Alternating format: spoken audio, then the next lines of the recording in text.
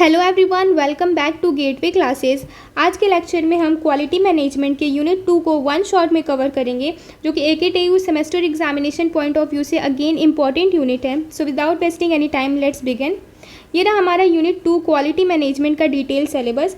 तो ये हमारा सिलेबस है, इसमें हम क्या पढ़ेंगे, सबसे पहले कवर करेंगे क्वालिटी मैनेजमेंट क्या होता है, ऑर्गेनाइजेशन की स्ट्रक्चर क्या होती है उसके बारे में जानेंगे, ऑर्गेनाइजेशन डिज़ाइन, स्ट्रक्चर को हम डिज़ाइन किस तरीके से करते हैं ये पढ़ेंगे, डिसेंट्रलाइजेशन क्या होता है। डिसेंट्रलाइजेशन का बेसिकली मीनिंग होता है कि जो भी हमारा क्वालिटी स्टैंडर्ड है, क्वालिटी को इंश्योर करने की प्रोसेस है मैन्युफैक्चरिंग क्वालिटी को, वो क्या है किसी एक डिपार्टमेंट के पास सेंट्रलाइज ना रहेगा, बल्कि क्या होगा कि जितने भी डिपार्टमेंट हैं वो सब अपने एंड से क्या करेंगे, क्वालिटी को जो है वो इंश्योर करने की कोशिश करेंगे।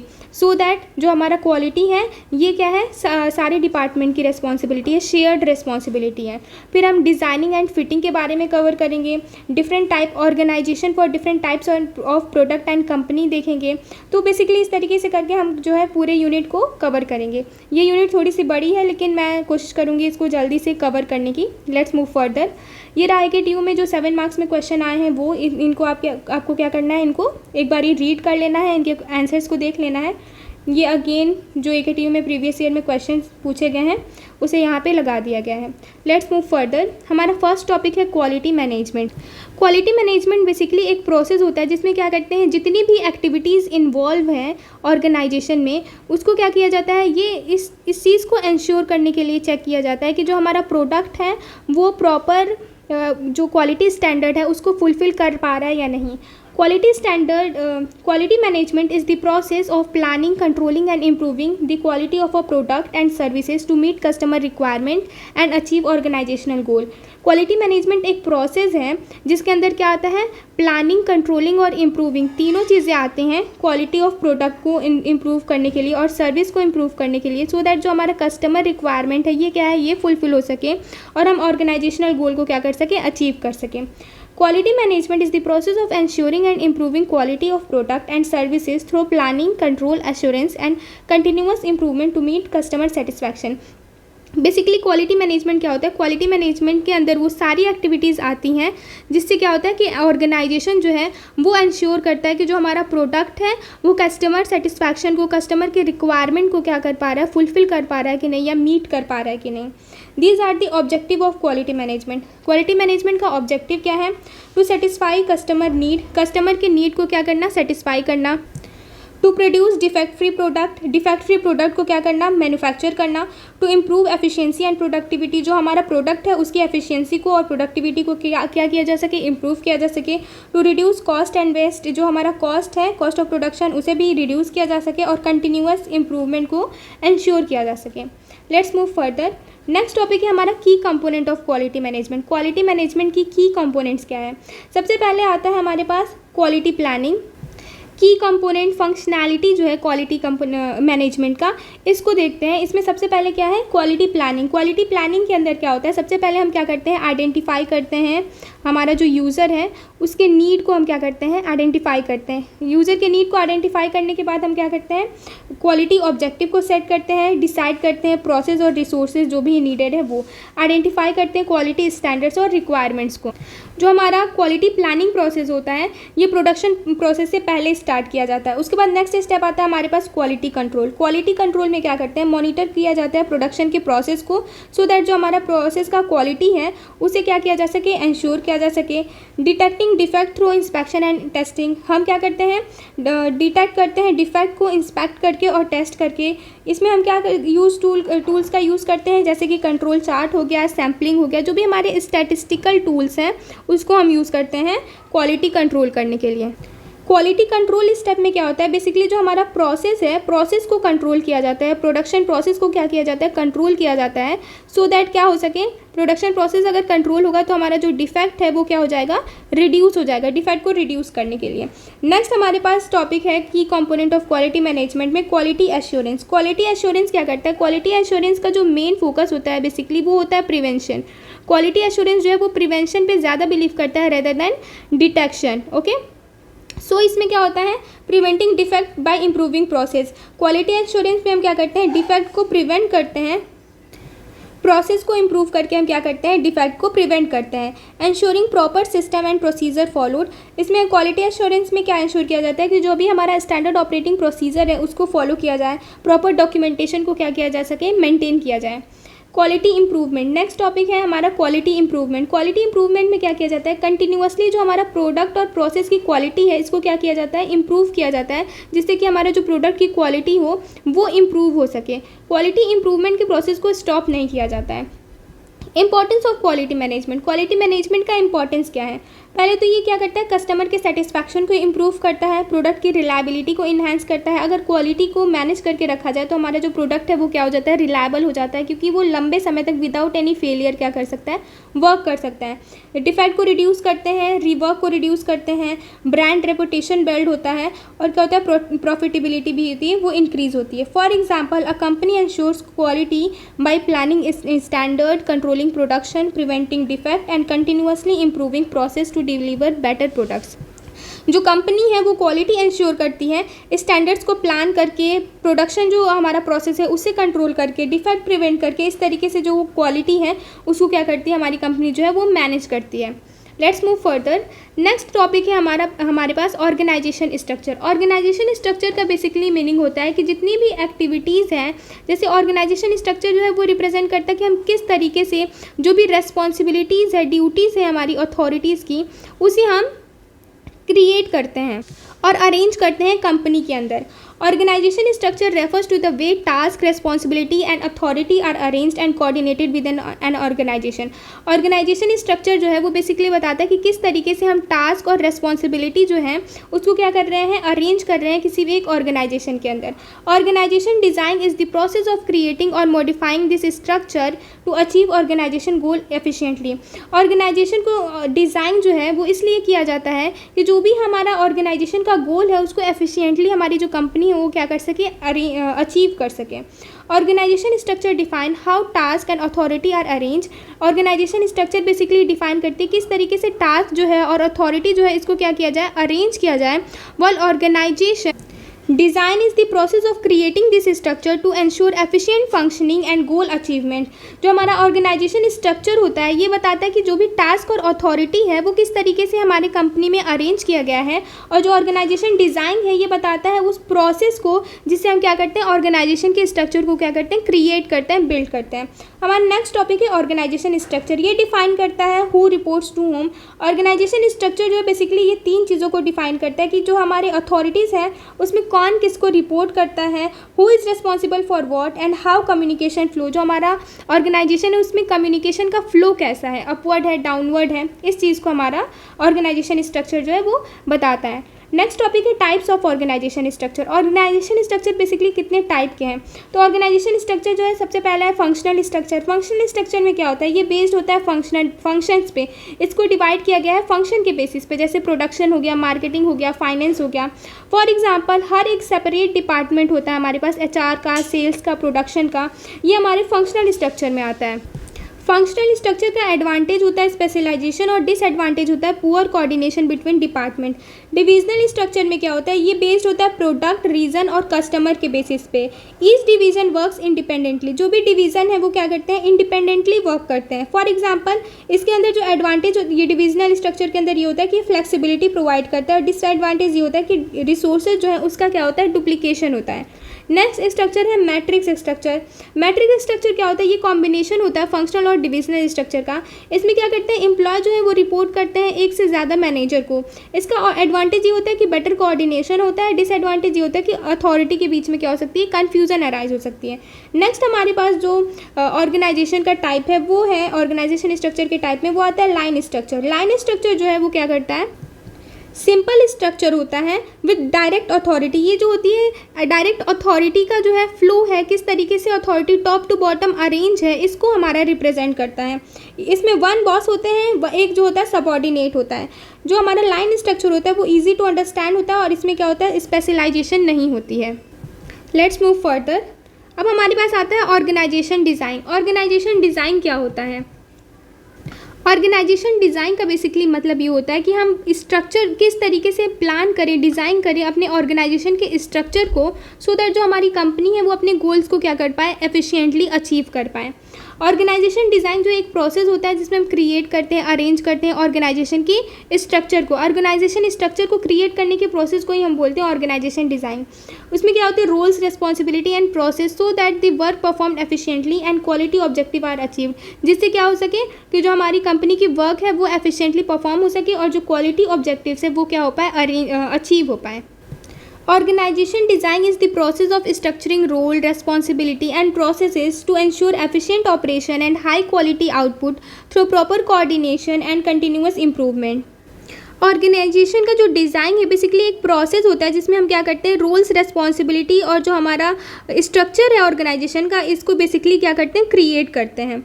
Organisation design in quality management. In quality management organisation design focuses on building a system. Organisation design जो है वो क्या करता है, फोकस करता है एक ऐसा सिस्टम को क्रिएट करने का जहाँ पे जो क्वालिटी है, क्वालिटी इज़ एवरीवन रिस्पॉन्सिबिलिटी। जो क्वालिटी इंश्योर करने की प्रोसेस है, क्वालिटी को क्या करना है, इम्प्रूव करना है, ये जो है सारी डिपार्टमेंट की रिस्पॉन्सिबिलिटी होती है। Processes are well defined and control. जो हमारे प्रोसेस हो वो वेल डिफाइंड हो, कंट्रोल हो और कंटिन्यूअस इम्प्रूवमेंट इनकरेज हो पाए, जिससे कि जो हमारी प्रोडक्ट है उसकी क्या हो, ओवरऑल जो क्वालिटी है वो क्या हो पाए, इंक्रीज हो पाए। Let's move further. की एलिमेंट्स ऑफ ऑर्गेनाइजेशन डिज़ाइन। की एलिमेंट्स क्या है ऑर्गेनाइजेशन को डिज़ाइन करने के लिए, ऑर्गेनाइजेशन स्ट्रक्चर को बिल्ड करने के लिए। सबसे पहले work specialisation, dividing task into smaller activities. Work specialisation में हम क्या करते हैं, जो हमारे पास टास्क होता है उसको स्मॉलर एक्टिविटीज़ में डिवाइड करते हैं। Ensure expertise and accuracy in work, जिससे क्या करते हैं हम हमारा जो वर्क है उसके अंदर एक्यूरेसी को गेन कर पाते हैं। नेक्स्ट है डिपार्टमेंटलाइजेशन। डिपार्टमेंटलाइजेशन से क्या करते हैं, ग्रुपिंग एक्टिविटीज़ इनटू डिपार्टमेंट। हमारे पास जो एक्टिविटी है उसको डिपार्टमेंट वाइज क्या करते हैं, ग्रुप कर देते हैं। जैसे प्रोडक्शन हो गया, क्वालिटी हो गया, मार्केटिंग हो गया। ये क्या करता है, हेल्प्स करता है क्वालिटी को मैनेज करने में हर एक लेवल पे। नेक्स्ट हमारे पास जो की एलिमेंट है वो है chain of command. Chain of command में क्या होता है, क्लियर अथॉरिटी और रिपोर्टिंग सिस्टम। जो हमारी अथॉरिटी है वो क्लियर होती है, रिपोर्टिंग सिस्टम जो है वो क्लियर होती है। ये क्या करती है, इंश्योर करती है अकाउंटेबिलिटी फॉर क्वालिटी। अगर हमारी प्रोडक्ट में क्वालिटी नहीं है तो चेन ऑफ कमांड से क्या करते हैं, हम अकाउंटेबिलिटी होल्ड कर सकते हैं अथॉरिटी को। Let's move further. नेक्स्ट है हमारे पास की element span of control. Number of elements under one manager. कितने एम्प्लॉय जो हैं एक मैनेजर के अंडर होंगे वो स्पैन ऑफ कंट्रोल से पता चलता है। ये अफेक्ट करता है सुपरविजन को और हमारे क्वालिटी के कंट्रोल को। नेक्स्ट टॉपिक है हमारे पास सेंट्रलाइजेशन वर्सेस डिसेंट्रलाइजेशन। सेंट्रलाइजेशन में क्या होता है, जो डिसीजन है वो टॉप लेवल अथॉरिटी लेते हैं और डिसेंट्रलाइजेशन का मतलब होता है एम्प्लॉय जो होते हैं वो क्वालिटी रिलेटेड डिसीजन लेते हैं। जैसे क्वालिटी मैनेजमेंट में क्या होता है, डिसेंट्रलाइजेशन को प्रेफर किया जाता है सेंट्रलाइजेशन के अबव। सेंट्रलाइजेशन के ऊपर डिसेंट्रलाइजेशन को इसलिए प्रेफर किया जाता है क्योंकि जो हमारा क्वालिटी को इंश्योर करने का प्रोसेस होता है वो हर एक डिपार्टमेंट जो है अपने अपने लेवल पे क्या करेगा, अपने अपने डिपार्टमेंट में क्वालिटी को इंश्योर करेगा सो दैट जो हमारा ओवरऑल क्वालिटी है प्रोडक्ट का वो क्या हो सके, इम्प्रूव हो सके। नेक्स्ट है हमारे पास फॉर्मलाइजेशन। फॉर्मलाइजेशन में क्या किया जाता है, रूल्स, प्रोसीजर और स्टैंडर्ड को क्लियरली डिफाइन किया जाता है। इससे क्या होता है, कंसिस्टेंसी को इंश्योर किया जाता है क्वालिटी के में। ओके, नेक्स्ट टॉपिक है हमारे पास features of good organisation design. Good organisation design के क्या फीचर्स होते हैं, तो ये क्या होता है, कस्टमर फोकस्ड होता है, टीम बेस्ड अप्रोच होता है इसके अंदर, कम्युनिकेशन ओपन होता है, एम्प्लॉय का इन्वॉल्वमेंट होता है और इसके अंदर कंटिन्यूअस इम्प्रूवमेंट इन्वॉल्व होता है। इसका इंपॉर्टेंस क्या है, ये जो है हमारी प्रोडक्टिविटी और एफिशिएंसी जो है प्रोडक्ट का उसको क्या करता है, इंक्रीज़ करता है, इम्प्रूव करता है, डिफेक्ट को रिड्यूस करता है, कोऑर्डिनेशन इन्हेंस करता है, कंसिस्टेंस क्वालिटी जो है उसको मेंटेन करता है प्रोडक्ट के अंदर और कस्टमर सेटिस्फैक्शन को क्या करता है, बेसिकली इंक्रीज़ करता है। Example, a company design its organisation. एक कंपनी है अपने ऑर्गेनाइजेशन को डिज़ाइन करती है सो दैट हर एक डिपार्टमेंट जो है क्वालिटी स्टैंडर्ड को क्या कर सके, फॉलो कर सके। Employ can report defect immediately. जो एम्प्लॉय है वो डिफेक्ट को क्या कर सके, इमीडिएटली रिपोर्ट कर सके। Team work together to improve process. जो हमारी टीम है वो एक साथ वर्क करती है सो दैट जो हमारा प्रोसेस ओवरऑल वो क्या हो सके, इंक्रीज़ हो सके, इम्प्रूव हो सके। नेक्स्ट टॉपिक है हमारे पास क्वालिटी फंक्शन। क्वालिटी फंक्शन का बेसिकली मतलब होता है जो हमारी डिपार्टमेंट है उसकी रिस्पॉन्सिबिलिटी और एक्टिविटी क्या करने का, प्रोडक्ट के अंदर जो हमारी यूज़र की स्पेसिफिकेशन है, स्टैंडर्ड्स हैं, उसको मीट करने का, फुलफ़िल करने का। यूज़र स्पेसिफिकेशन प्रोडक्ट के अंदर क्या हो पा रहा है, फुलफ़िल हो पा रहा है कि नहीं, इसको चेक करने का डिपार्टमेंट का जो हमारी रिस्पॉन्सिबिलिटी है उसे हम क्या कहते हैं, क्वालिटी फंक्शन कहते हैं। Quality function refers to all the activities and responsibility within an organisation that aim at ensuring and improving the quality of product and services। Quality function basically सारी activity और responsibility बताता है organisation का, जो कि क्या कर रहा है, प्रोडक्ट की क्वालिटी और सर्विस को इम्प्रूव करने के लिए रिस्पॉन्सिबल है। It is not just the responsibility of one department. Quality function को इंश्योर करने का जो रिस्पॉन्सिबिलिटी है वो केवल एक डिपार्टमेंट का नहीं होता है। Quality is the function of the entire organisation. Quality को इंश्योर करने का जो फंक्शन है वो पूरे होल ऑर्गेनाइजेशन का क्या होता है, वर्क होता है। होल ऑर्गेनाइजेशन क्वालिटी को इंश्योर करने में इन्वॉल्व होती है, involving every level from top management to the worker. Top management से वर्कर तक सब कोई जो है इन्वॉल्व होते हैं क्वालिटी को इंश्योर करने में। Quality function include all the activities. Quality function जो है वो सारी एक्टिविटी को इंक्लूड करती है, जैसे कि प्लानिंग हो गया, कंट्रोल हो गया, एश्योरेंस हो गया, इंप्रूवमेंट हो गया। ये इंश्योर करती है जो हमारी प्रोडक्ट है और सर्विसेज हैं ये जो स्टैंडर्ड क्वालिटी को, स्टैंडर्ड स्पेसिफिकेशन को, कस्टमर एक्सपेक्टेशन को मीट कर पा रहे हैं या नहीं।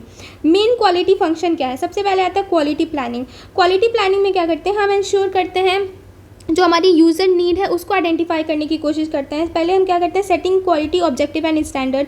पहले हम क्या करते हैं, क्वालिटी के ऑब्जेक्टिव और स्टैंडर्ड्स को क्या करते हैं, सेट करते हैं। उसके बाद फिर हम कस्टमर के नीड को आइडेंटिफाई करते हैं, कस्टमर के रिक्वायरमेंट को आइडेंटिफाई करते हैं। उसके अकॉर्डिंग जो है हम जो हमारा प्रोसेस है उसे बिल्ड करते हैं, सो दैट जो हमारा कस्टमर का रिक्वायरमेंट है उसे हम क्या कर सकें, कंप्लीट कर सकें, अचीव कर सकें। प्लानिंग जो है क्वालिटी का ये पहले आता है प्रोडक्शन प्रोसेस से। Let's move further.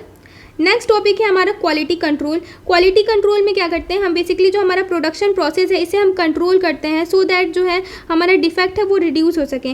Monitoring production process, हम क्या करते हैं, प्रोडक्शन प्रोसेस को मॉनिटर करते हैं, स्टैटिस्टिकल मेथड को यूज़ करते हैं, कंट्रोल चार्ट को यूज़ करते हैं इसमें। Detecting defect through inspection and testing, inspection और टेस्ट परफॉर्म करके हम क्या करते हैं, डिफेक्ट को डिटेक्ट करते हैं।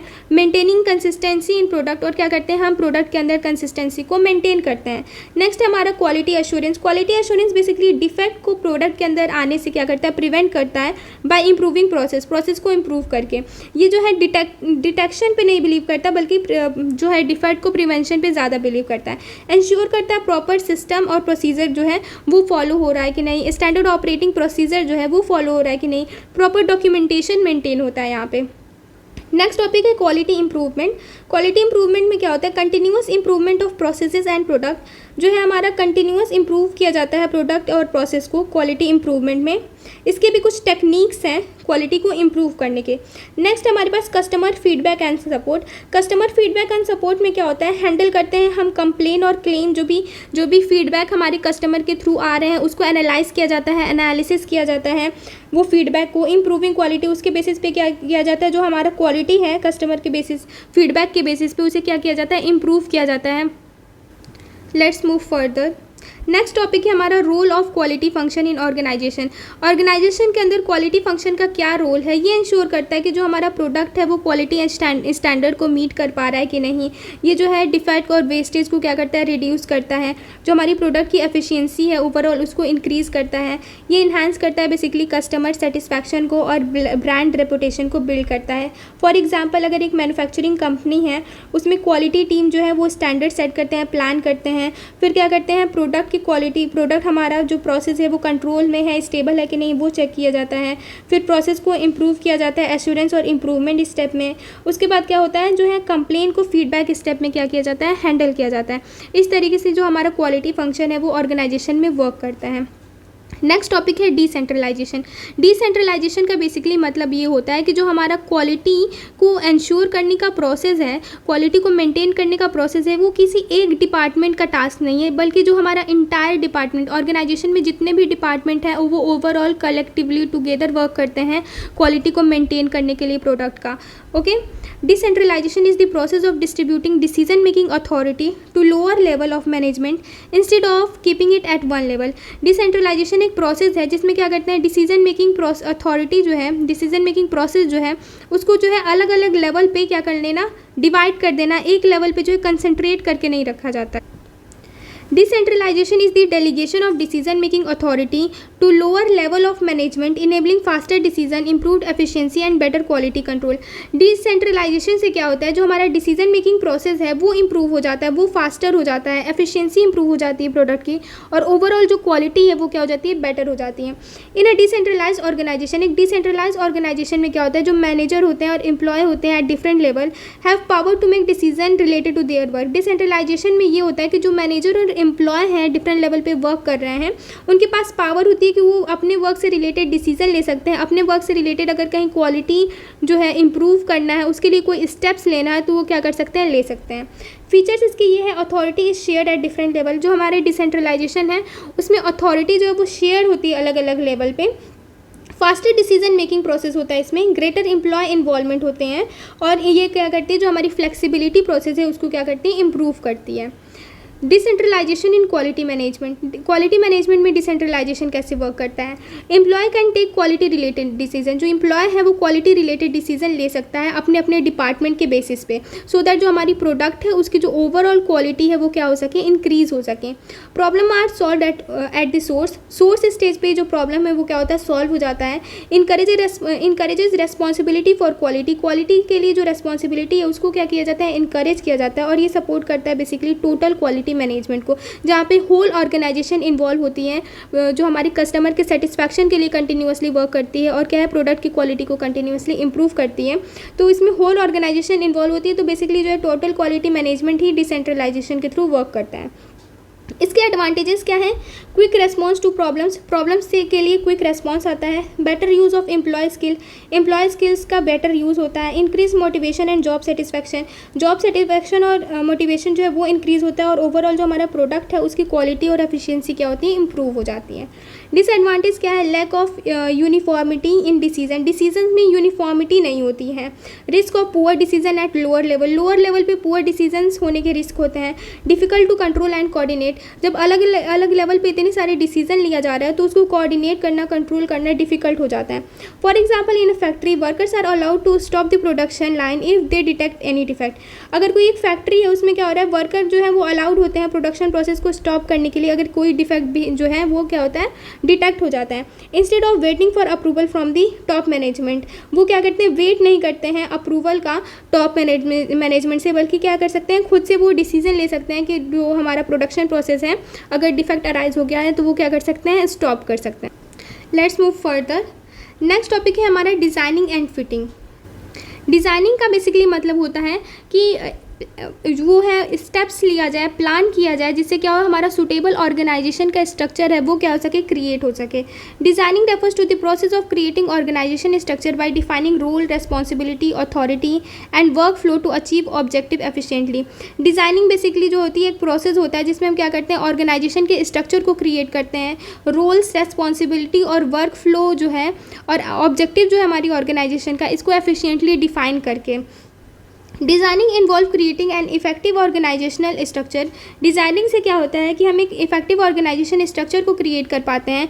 वॉइल फिटिंग क्या इंश्योर करता है that the right people and the structure are properly align with organisation. जो हमारे राइट पीपल है और स्ट्रक्चर है वो हमारी ऑर्गेनाइजेशन की जो ऑब्जेक्टिव है उसके साथ अलाइन करे, तो क्या किया जाता है, क्वालिटी कंट्रोल को एडजस्ट किया जाता है हमारे फिटिंग में। And quality objective for the efficient performance के लिए।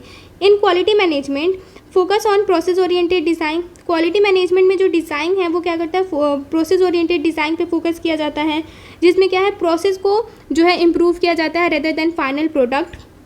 ये इंश्योर करता है हमारा जो क्वालिटी है वो हर एक स्टेज पे क्या करे, वर्क करे। इनकरेज करता है कोऑर्डिनेशन को between different department. For example, designing is a system जहाँ पे हमारा प्रोडक्शन, इंस्पेक्शन और क्वालिटी रिलेटेड टीम जो है वो प्रॉपर्ली कोऑर्डिनेट होकर के प्रोडक्ट की क्वालिटी को क्या कर सकें, मेंटेन कर सकें। की एलिमेंट क्या है डिज़ाइनिंग का? सबसे पहले इसमें क्या किया जाता है, वर्क को डिवाइड किया जाता है, division of work. Breaking task into smaller activities. इसमें हम क्या करते हैं, जो हमारा टास्क है मेजर उसको स्मॉलर एक्टिविटीज़ में ब्रेक डाउन कर देते हैं, सो दैट जो हमारी एफिशिएंसी है वो इंप्रूव हो सके और स्पेशलाइजेशन जो है वो वर्क कर सके। नेक्स्ट की एलिमेंट है डिपार्टमेंटलाइजेशन। डिपार्टमेंटलाइजेशन में क्या करते हैं, हम सिमिलर एक्टिविटीज़ को एक डिपार्टमेंट में क्या कर देते हैं, पुट कर देते हैं। जैसे HR डिपार्टमेंट हो गया, सेल्स डिपार्टमेंट हो गया, प्रोडक्शन डिपार्टमेंट हो गया, परचेज डिपार्टमेंट हो गया, तो उसके अकॉर्डिंग से हम क्या करते हैं, सिमिलर एक्टिविटीज़ को एक ग्रुप में पुट करते हैं। ये हेल्प करता है हमारी क्वालिटी को मैनेज करने के लिए हर एक लेवल पे। नेक्स्ट है authority and responsibility. Authority and responsibility में क्या होता है, हम डिफाइन करते हैं जो भी रिस्पॉन्सिबिलिटी है हर एक डिपार्टमेंट को, उसे हम क्लियरली डिफाइन करते हैं। ये इंश्योर करता है बेसिकली अकाउंटेबिलिटी को होल्ड करता है। नेक्स्ट स्टेप है कम्युनिकेशन सिस्टम। कम्युनिकेशन सिस्टम क्या करते हैं, हम हमारे पास एक प्रॉपर कम्युनिकेशन चैनल होना चाहिए, कम्युनिकेशन सिस्टम को इस्टेब्लिश किया जाता है।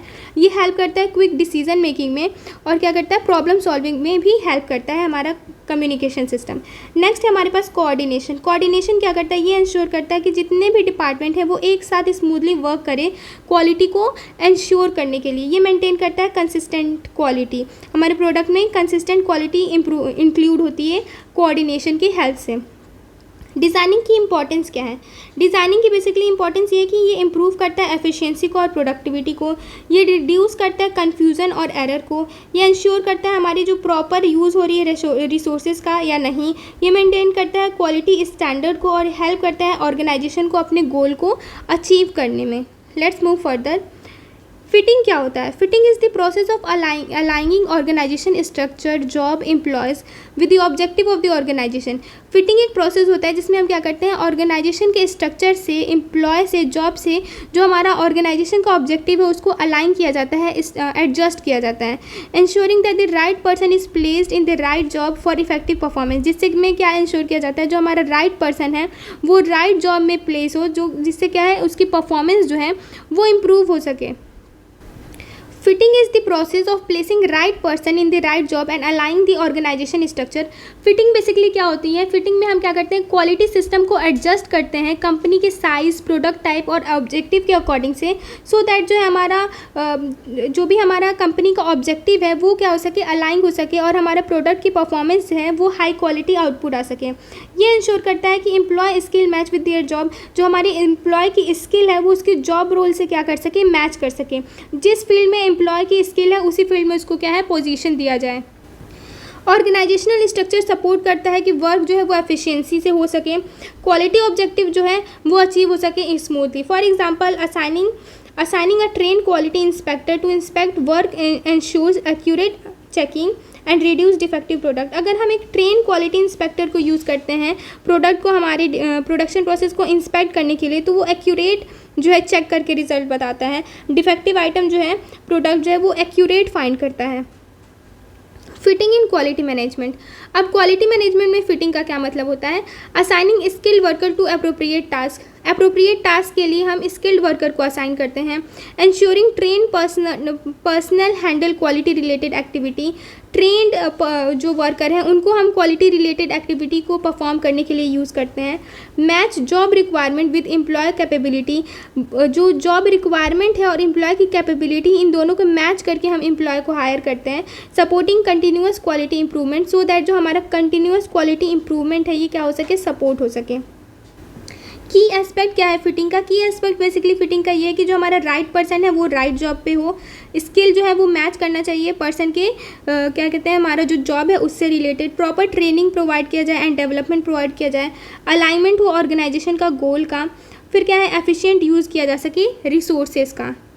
Organisation with different type of production and companies. हमारा नेक्स्ट टॉपिक है कि क्वालिटी ऑर्गेनाइजेशन जो है different type of product and company से, इसका मतलब क्या होता है, ये रेफर करता है, this refer to designing organisation structure based on the type of product and the nature size of the company.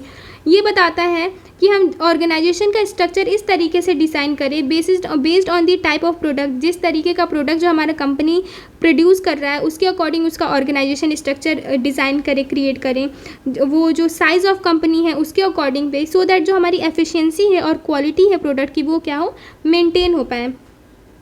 Organisation structure vary करता है based on the type of product and company size. Type और product और company size के basis पे क्या होता है, organisation structure जो है वो वैरी करता है। Different structure like functional, project और divisional are use to ensure efficiency, flexibility and quality in operation. Basically जो हमारा डिफरेंट कंपनी होती है ना, उनके क्या कहते हैं जो हमारी प्रोडक्ट होते हैं, वर्किंग इन्वायरमेंट होती है, ये सारा कुछ डिफरेंट होता है। तो उस कंपनी के नीड के अकॉर्डिंग जो है हम ऑर्गेनाइजेशन स्ट्रक्चर को क्रिएट करते हैं, उनका गोल जो होता है वो डिफरेंट होता है। Organisation based on the type of company. Type of company, किस तरीके की कंपनी है उसके बेसिस पे क्वालिटी ऑर्गेनाइजेशन क्या होता है। तो सबसे पहले आता है मास प्रोडक्शन कंपनी, जैसे कि हमारा ऑटोमोबाइल कंपनी हो गया, इलेक्ट्रॉनिक कंपनी हो गया। फंक्शनल और लाइन स्ट्रक्चर का ये यूज़ करती है। इस मतलब जो हमारा ऑर्गेनाइजेशन डिज़ाइन है उसके अंदर फंक्शनल और लाइन स्ट्रक्चर का यूज़ किया जाता है। सेपरेट डिपार्टमेंट होते हैं इसके लिए, प्रोडक्शन, क्वालिटी और मार्केटिंग के लिए। जो हमारा मास प्रोडक्शन कंपनी होती है वो बेसिकली एक जो हमारा प्रोडक्ट है, फिजिकल प्रोडक्ट है, उसको क्या करती है, प्रोड्यूस करती है, जैसे कि मैन्युफैक्चर करती है। जैसे कि टीवी मैन्युफैक्चरिंग कंपनी हो गया, टीवी मैन्युफैक्चर करेगा। ऑटोमोबाइल कंपनी जो है ये भी हमारा जो है फिजिकल प्रोडक्ट को क्या कर रही है, मैन्युफैक्चर कर रही है। तो इन कंपनी का जो मेन फोकस होता है, मेन एम होता है, वो क्या होता है, जो हमारा प्रोडक्ट है उसकी क्वालिटी को इंश्योर किया जा सके। जो हमारा प्रोडक्ट होता है उसकी रिलायबिलिटी को बेसिकली क्या किया जा सके, इंश्योर किया जा सके। High standardisation and automation use किया जाता है। इसका मेन, इस जो मास प्रोडक्शन कंपनी होती है इसका मेन फोकस होता है एफिशिएंसी, कंसिस्टेंट क्वालिटी और क्या, cost reduction. Customised job order product, इसमें क्या होता है, जैसे कि स्ट्रक्चर यूज़ किया जाता है, प्रोजेक्ट और मैट्रिक्स स्ट्रक्चर। इसमें जो टीम फॉर्म होती है स्पेसिफिक प्रोजेक्ट के लिए, ये फ्लेक्सिबल होता है और कस्टमर फोकस होता है। जो हमारा कस्टमाइज और जॉब ऑर्डर प्रोडक्ट होते हैं इसका मेन फोकस होता है कस्टमर फोकस होता है। इसका फोकस क्या है, कस्टमर के रिक्वायरमेंट को फुलफिल किया जाए। इसके फोकस होता है फ्लेक्सिबिलिटी प्रोवाइड करना और क्या, हाई क्वालिटी कस्टमाइजेशन। तो डिफरेंट कंपनी के अकॉर्डिंग से उसका जो फोकस है वो डिफरेंट है। सो जब फोकस कंपनी का डिफरेंट होगा तो उसका जो ऑर्गेनाइजेशन स्ट्रक्चर है वो भी बेसिकली डिफरेंट ही होगा। प्रोसेस बेस्ड कंपनी क्या करती है, जैसे कि ये जो होती है स्ट्रक्चर यूज़ करती हैं प्रोसेस ऑर्गेनाइजेशन, जैसे कि हमारी केमिकल और ऑयल सीमेंट टाइप की कंपनी हो गई। इसमें क्या है, ऑर्गेनाइज्ड अराउंड प्रोडक्शन प्रोसेस। ये कंपनी जो होती है वो प्रोडक्शन प्रोसेस से रिलेटेड ऑर्गेनाइज होती है। इसमें क्या है, कंटिन्यूअस प्रोडक्शन सिस्टम यूज़ किया जाता है। इसका मेन फोकस है कि हमारा रहता है, हमारा प्रोडक्शन प्रोसेस वो कंट्रोल रहे, सेफ्टी और कंसिस्टेंट क्वालिटी को क्या किया जा सके, मेंटेन किया जा सके।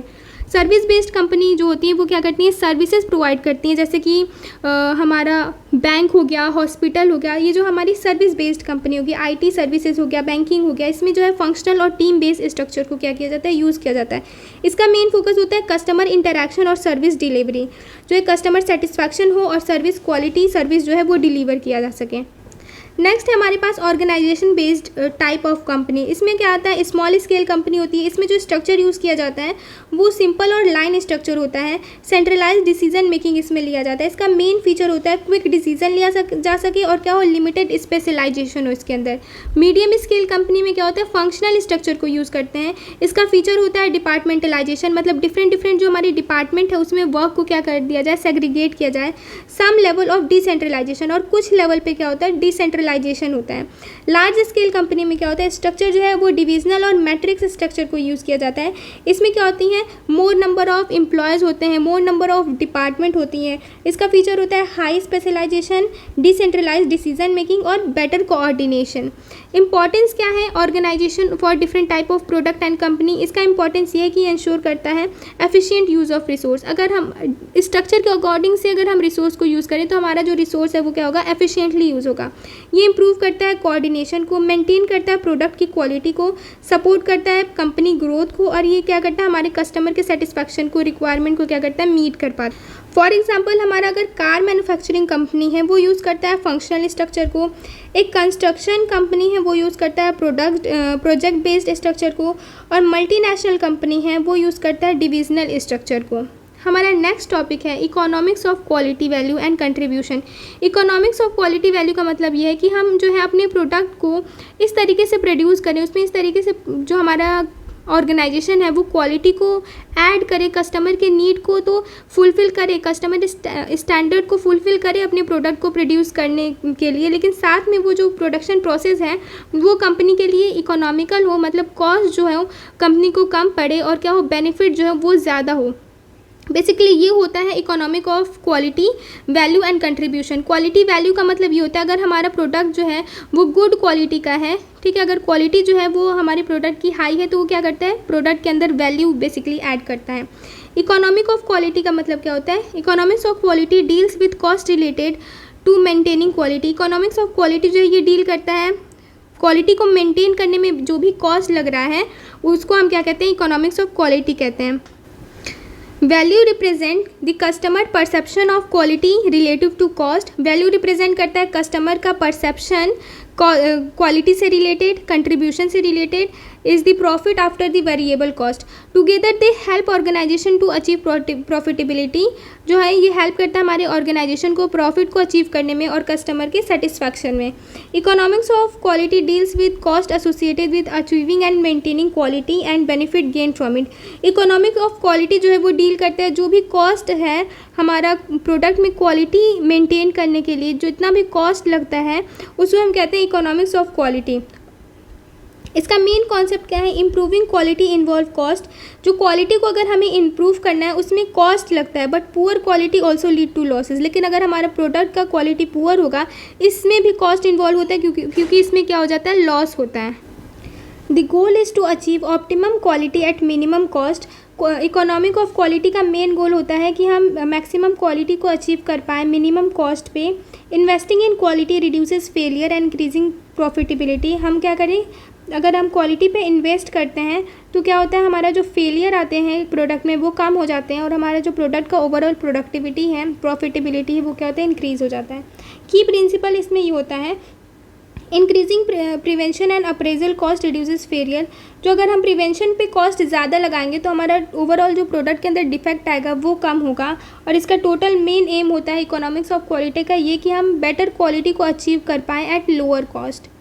नेक्स्ट टॉपिक है हमारे पास cost of quality. Cost of quality जो है बेसिकली 4 टाइप के कॉस्ट ऑफ क्वालिटी होते हैं। पहला क्या है हमारे पास, प्रिवेंशन कॉस्ट। प्रिवेंशन कॉस्ट ये होता है कि cost incurred to prevent defect. जितना भी कॉस्ट जो है प्रोड्यूस हुआ है प्रोडक्ट के अंदर डिफेक्ट को प्रिवेंट करने के लिए, उसे हम प्रिवेंशन कॉस्ट कहते हैं। प्रोडक्ट के अंदर जो हमारे डिफेक्ट है आने से प्रिवेंट करने में वो कॉस्ट कहाँ लगते हैं?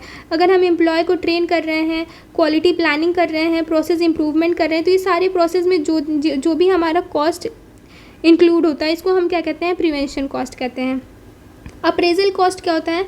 अप्रेजल कॉस्ट होता है क्वालिटी को मेज़र करना और इवेलुएट करना। उसको हम क्या कहते हैं, प्रोडक्ट का जो हमारा जब प्रोडक्ट आफ्टर प्रोडक्शन प्रोड्यूस हो जा रहा है उसमें हम क्वालिटी को इवेलुएट कर रहे हैं तो वो हमारा जो भी कॉस्ट इनकर होता है उसे हम क्या कहते हैं, अप्रेजल कॉस्ट कहते हैं। जैसे इंस्पेक्शन, टेस्टिंग और क्वालिटी ऑडिट परफॉर्म करने में हमारा जो भी कॉस्ट आया। इंटरनल फेलियर कॉस्ट क्या होता है? जो भी हमारा डिफेक्ट अराइज होता है हमारा प्रोडक्ट जो है कस्टमर को डिलीवर करने से पहले, उसे हम इंटरनल फेलियर कॉस्ट कहते हैं। वो रीवर्क, स्क्रैप और मशीन डाउन टाइम की वजह से अराइज होता है। नेक्स्ट है हमारे पास external failure cost. External failure cost basically क्या होता है, जो हमारा प्रोडक्ट जो है कस्टमर को डिलीवर हो गया उसके बाद जो भी उसके अंदर डिफेक्ट आ गया और कॉस्ट इनकर हो रहा है, जैसे वारंटी क्लेम है, रिटर्न और रिप्लेसमेंट है या फिर लॉस ऑफ कस्टमर ट्रस्ट, इसके वजह से जो भी कॉस्ट आता है उसको हम external failure cost. External failure cost जो है वो डिलीवरी के बाद आता है। For example if a company spend more on training, अगर एक कंपनी जो है वो ट्रेनिंग पे ज़्यादा स्पेंड कर रहा है प्रिवेंशन पे, तो क्या होगा, डिफेक्ट रिड्यूस हो जाएगी। लेकिन क्या करेगा, तो इससे क्या होगा, जो हमारा रीवर्क और वारंटी का कॉस्ट है ये भी रिड्यूस हो जाएगा ट्रेनिंग पे इम्प्रूव करने के बाद। तो हमारा जो है एक्सटर्नल फेलियर कॉस्ट तो रिड्यूस हो जाएगा लेकिन जो हमारा प्रिवेंशन कॉस्ट है वो क्या होगा, इंक्रीज हो जाएगा। Economics of quality and value contribution में वैल्यू क्या होता है? Value is the worth of product. Value जो है वो बेसिकली प्रोडक्ट की वर्थ वो बताता है as perceived by the customer in relation to its cost. Customer जो परसीव करता है प्रोडक्ट की वैल्यू को कॉस्ट के रेस्पेक्ट में, उसे हम वैल्यू बोलते हैं। Value is customer perception. Value जो होता है वो कस्टमर का परसेप्शन होता है प्रोडक्ट के वर्थ को लेकर के। ये डिटरमाइन किया जाता है by the relationship between the quality and cost. Quality और कॉस्ट के बेसिस पे जो है कस्टमर क्या क्रिएट करता है, एक परसेप्शन क्रिएट करता है प्रोडक्ट जो है वो वर्थ इट है खरीदना या नहीं, उसको हम क्या कहते हैं, वैल्यू कहते हैं। Higher quality at lower cost result in greater value. अगर जो हमारा कस्टमर है सपोज़ एक प्रोडक्ट परचेज़ करता है जिसकी जो क्वालिटी है वो तो हाई है, बेस्ट है, और उसको परचेज़ करने का जो कॉस्ट हुआ है हमारे कस्टमर को वो लो है, इससे क्या होगा कि ये रिज़ल्ट करता है कि जो हमारा प्रोडक्ट है इसकी वैल्यू जो है वो ग्रेटर है। मतलब कि कस्टमर को प्रोडक्ट तो लोअर कॉस्ट में मिल गया, वो भी हाई क्वालिटी का, तो कस्टमर क्या करेगा, इसका जो परसेप्शन होगा ये होगा कि जो हमारी प्रोडक्ट की वैल्यू है वो ग्रेटर है। बेसिक कंसेप्ट जो ये है कि वैल्यू जो है वो हमारा कॉस्ट और क्वालिटी से रिलेटेड होता है।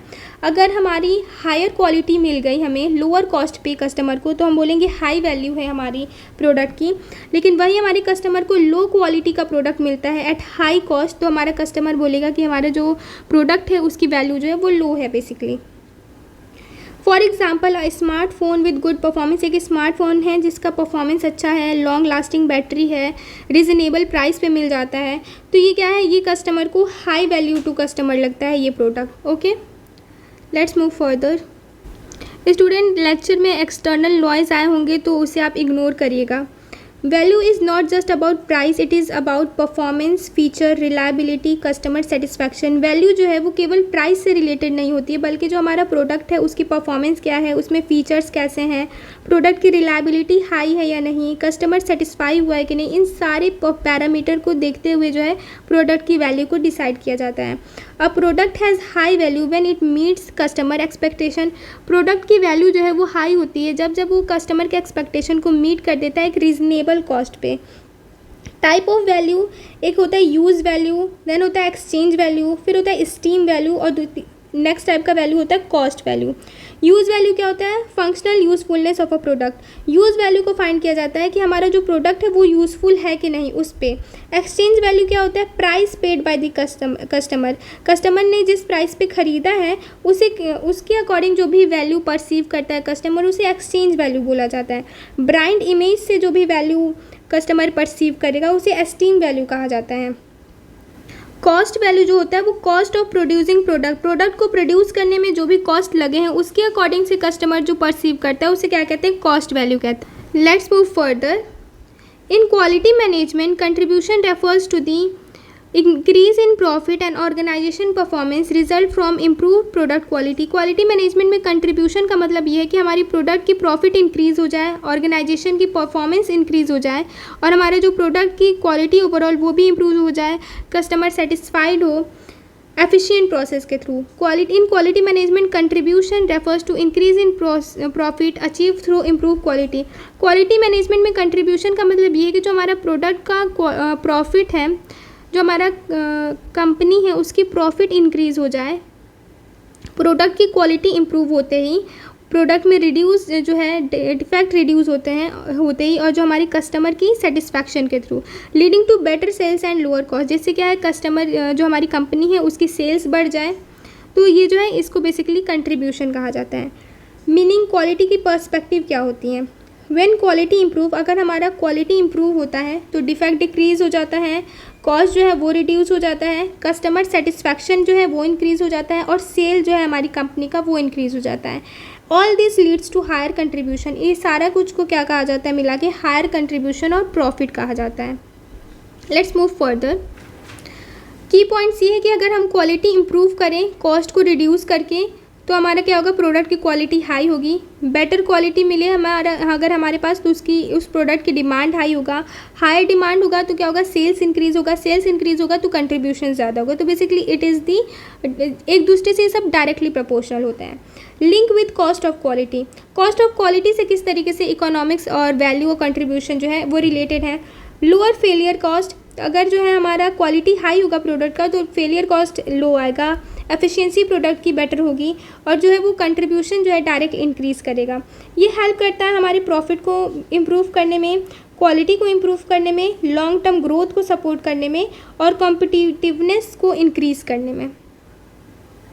फॉर एग्जाम्पल, एक कंपनी है जो कि क्या कर रही है, प्रोडक्ट की क्वालिटी को इम्प्रूव कर रही है, तो किस तरीके से इम्प्रूव करेगी, उसके अंदर प्रोडक्ट के अंदर डिफेक्ट को रिड्यूस करेगी, वारंटी क्लेम्स को रिड्यूस करेगी, और जो हमारी कस्टमर का ट्रस्ट है उसे इंक्रीज़ करेगी। तो क्या होगा, जो हमारा कंपनी है वो जो है ओवरऑल अपनी प्रोडक्ट की क्वालिटी को क्या कर दी, इम्प्रूव कर दी।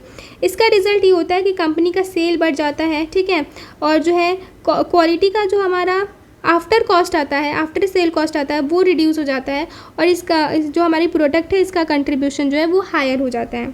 नेक्स्ट है हमारे पास quality cost. Cost of quality. Cost of quality क्या होता है, quality cost refers to the total cost incur to ensure a good quality as well as cost arising due to poor quality. Quality cost जो होता है वो total cost होता है एक गुड क्वालिटी के प्रोडक्ट को इंश्योर करने में। और अगर हमारा जो प्रोडक्ट है वो पुअर क्वालिटी का हो गया तो उसमें भी जो भी कॉस्ट लग रहा है, इन दोनों का समेशन जो होता है उसको बोला जाता है quality cost. Quality cost is the total cost associated with ensuring good quality and dealing with the poor quality. Quality cost जो होता है बेसिकली टोटल कॉस्ट होता है जो हमारी प्रोडक्ट है उसको गुड क्वालिटी को मेंटेन करने में। अगर हमारा इन केस प्रोडक्ट की क्वालिटी पुअर हो जाती है तो उसके बाद जो हम आफ्टर सेल सर्विस प्रोवाइड करते हैं उसमें भी कॉस्ट लगता है, डिफेक्ट को रिमूव करने में भी जो कॉस्ट लगता है, उन सब का टोटल समेशन करके जो भी वैल्यू आता है उसको हम क्या कहते हैं, टोटल कॉस्ट कहते हैं। It include prevention, appraisal, failure cost. ये जो है ये टोटली प्रिवेंशन कॉस्ट को भी इंक्लूड करता है, अप्रेजल कॉस्ट को भी इंक्लूड करता है, इंटरनल एक्सटर्नल फेलियर कॉस्ट को भी इंक्लूड करता है। और इसका एम होता है to minimise total cost while maintaining high quality. और जो हमारी कंपनी का मेन एम होता है कि टोटल कॉस्ट को मिनिमाइज किया जा सके और क्या किया जाए, हमारी जो प्रोडक्ट की क्वालिटी है उसको हाई किया जा सके। It include both cost of achieving quality, ये जो है क्वालिटी कॉस्ट जो है दोनों चीज़ को इंक्लूड करता है। क्वालिटी, एक अच्छे क्वालिटी जो है का प्रोडक्ट को अचीव करने में जो कॉस्ट लगता है उससे भी, और अगर इन केस हमारी जो प्रोडक्ट है उसकी क्वालिटी पुअर हो जाती है तो उसको ठीक करने में भी जो भी कॉस्ट इनकर होते हैं उसे हम क्या कहते हैं, दोनों को इंक्लूड करके कहते हैं quality cost. Let's move further. अब हमारे क्वालिटी कॉस्ट की कुछ कैटेगरी है। इसमें आता है प्रिवेंशन कॉस्ट। अगर हम जो भी डिफेक्ट को अवॉइड कर रहे हैं अपने प्रोडक्ट में उसमें जितना भी कॉस्ट इनकर होता है उसे हम कहते हैं prevention cost. For example employ को ट्रेनिंग प्रोवाइड करना, क्वालिटी का के से रिलेटेड प्लानिंग प्रोवाइड करना, प्रोसेस इंप्रूवमेंट करना, सप्लायर को इवेलुएट करना, इन सारे प्रोसेस में जो भी कॉस्ट इनकर होता है उसको हम कहते हैं प्रिवेंशन कॉस्ट। मेन एम होता है do it right for the first time. अगर हम फर्स्ट टाइम पे ही सही से चीज़ों को फॉलो करें तो हमारा जो है कॉस्ट जो है वो क्या होगा, रिड्यूस हो जाएगा। अप्रेजल कॉस्ट क्या होता है, अप्रेजल कॉस्ट जो होता है हमारा प्रोडक्ट जो है वो मैन्युफैक्चर हो गया उसके बाद उसकी क्वालिटी चेक करने में, मेज़र करने में जो भी कॉस्ट इनकर होता है उसे हम अप्रेजल कॉस्ट कहते हैं। For example inspection, testing and quality audit, ये सारे टास्क को परफॉर्म करने में जो भी कॉस्ट लगते हैं उसे हम अप्रेजल कॉस्ट कहते हैं, जैसे कैलिब्रेशन ऑफ इंस्ट्रूमेंट। नेक्स्ट है इंटरनल फेलियर कॉस्ट, उसके बाद external failure cost. Internal failure cost जो है वो हमारी प्रोडक्ट को डिलीवर, कस्टमर को डिलीवर करने से पहले हम इंस्पेक्ट करते हैं, डिफेक्ट को चेक करते हैं। तो अगर डिफेक्ट अराइज होता है उसे रेक्टिफाई कर रहे हैं तो उस वजह से जो भी कॉस्ट आता है उसे हम इंटरनल फेलियर कॉस्ट कहते हैं, जो कि री इंस्पेक्शन, मशीन डाउन टाइम और स्क्रैप और रीवर्क, इन सारे से रिलेटेड होता है। एक्सटर्नल फेलियर कॉस्ट जो होता है बेसिकली हमने क्या किया, हमारा जो प्रोडक्ट है उसे क्या कर दिया, कस्टमर को डिलीवर कर दिया लेट्स से, उसके बाद हमारा जो प्रोडक्ट है उसके अंदर जो है वो क्या आता है, डिफेक्ट आ जाता है। फिर हमें क्या करना होता है, डिफेक्ट को हमारा जो कंपनी है अगर आफ्टर सेल सर्विस प्रोवाइड कर रही है तो डिफेक्ट को रिजॉल्व करेगी। डिफेक्ट रिजॉल्व करेगी तो उससे रिलेटेड कुछ कॉस्ट इनकर होगा। इस इन कॉस्ट को हम क्या कहते हैं, एक्सटर्नल फेलियर कॉस्ट कहते हैं। जैसे कि वारंटी क्लेम हो गया, प्रोडक्ट रिटर्न हो गया, रिपेयर और रिप्लेसमेंट से रिलेटेड हो गया, और लॉस ऑफ गुडविल। इन सारे प्रोसेस में जो भी कॉस्ट इनकर होते हैं उसे हम कहते हैं external failure cost. For example a company spend more on training, जो कंपनी है वो ट्रेनिंग पे, प्रिवेंशन पे ज़्यादा कॉस्ट स्पेंड करती है सो दैट जो हमारे डिफेक्ट है वो रिड्यूस हो जाए, रिवर्क और वारंटी कॉस्ट जो है वो भी रिड्यूस हो जाए। Optimising quality cost, quality cost को ऑप्टिमाइज़ करना जो है बहुत ज़्यादा ज़रूरी होता है। इसका मतलब ये है, ऑप्टिमाइज़ करना क्वालिटी कॉस्ट का मतलब ये है कि हम हाई क्वालिटी का प्रोडक्ट को डेवलप करें, ठीक है, और हमारा जो टोटल कॉस्ट पड़े क्वालिटी कॉस्ट वो रिड्यूस हो जाए। इस चीज़ को हम कहते हैं optimising quality cost. Optimising quality cost means achieving best level of quality at minimum total cost. Best level की क्वालिटी का प्रोडक्ट को अचीव करना टोटल मिनिमम कॉस्ट पे, इसको हम कहते हैं optimising quality cost. By balancing cost of prevention, appraisal and failure, इसको हम कैसे अचीव कर सकते हैं, अगर हम कॉस्ट ऑफ प्रिवेंशन को, अप्रेजल को और फेलियर को बैलेंस करें तो हम क्या कर सकते हैं, मेंटेन कर सकते हैं। Optimising quality cost is the process of balancing prevention, appraisal and failure cost to achieve minimum total cost while maintaining high product quality. So basically हमारा ऑप्टिमाइजिंग क्वालिटी कॉस्ट का मतलब ये होता है कि हम टोटल कॉस्ट को बैलेंस कर पाएँ, मिनिमम रखें, और जो हमारा प्रोडक्ट की क्वालिटी है वो हाई हो। इसमें बेसिक कॉन्सेप्ट ये है, if you spend too little on quality, अगर हम क्वालिटी में कम पैसा स्पेंड करेंगे तो डिफेक्ट इंक्रीज़ हो जाएगा और फेलियर कॉस्ट जो है वो हाई हो जाएगा, तो हमारा टोटल कॉस्ट हाई हो जाएगा overall. But if you spend too much on quality, अगर हम क्वालिटी पे ज़्यादा पैसा स्पेंड करेंगे तो अननेसेसरी जो कॉस्ट है वो भी इंक्रीज़ हो जाएगा। तो गोल ये है कि हमें ऑप्टिमम पॉइंट को फाइंड करना होता है जहाँ से हमारा टोटल कॉस्ट की क्वालिटी, टोटल कॉस्ट तो मिनिमम हो लेकिन हमारा जो प्रोडक्ट की क्वालिटी है वो जो हो हाई क्वालिटी प्रोडक्ट हमें मिले। Quality cost component, quality cost मतलब क्वालिटी से रिलेटेड जो भी कंपोनेंट है वो 3 तरीके के कॉस्ट आते हैं हमारे पास, प्रिवेंशन, अप्रेजल एंड फेलियर। इसका की प्रिंसिपल ये है कि हमारा जो है प्रिवेंशन इंक्रीज़ करता है प्रिवेंशन एंड अप्रेजल कॉस्ट। जो हमारा क्वालिटी वैल्यू है और कंट्रीब्यूशन है, इसमें जो हमारा क्वालिटी कॉस्ट है वो क्या करता है, प्रिवेंशन और अप्रेजल कॉस्ट को क्या करता है, इंक्रीज़ करता है। फेलियर कॉस्ट को डिक्रीज़ करता है और मिनिमम टोटल कॉस्ट को अचीव करने के लिए। Let's move further. Steps to optimise quality cost. अगर हमें क्वालिटी कॉस्ट को ऑप्टिमाइज़ करना है तो क्या स्टेप्स को फॉलो करना चाहिए। पहले हमें करेंट कॉस्ट को एनालाइज करना पड़ेगा, फिर मेजर जो फेलियर एरियाज़ हैं उसे आइडेंटिफाई करना पड़ेगा, फिर क्या है प्रिवेंशन एक्टिविटी को इंक्रीज़ करना पड़ेगा, और क्या करना पड़ेगा, हमें इंस्पेक्शन और कंट्रोल को इम्प्रूव करना पड़ेगा, डिफेक्ट को रिड्यूस करना पड़ेगा और कंटिन्यूअसली मॉनिटर और इम्प्रूव करेंगे। तो इन सारे प्रोसेस को फॉलो करके स्टेप बाय स्टेप हम जो है क्वालिटी की कॉस्ट को क्या कर सकते हैं, इम्प्रूव कर सकते हैं।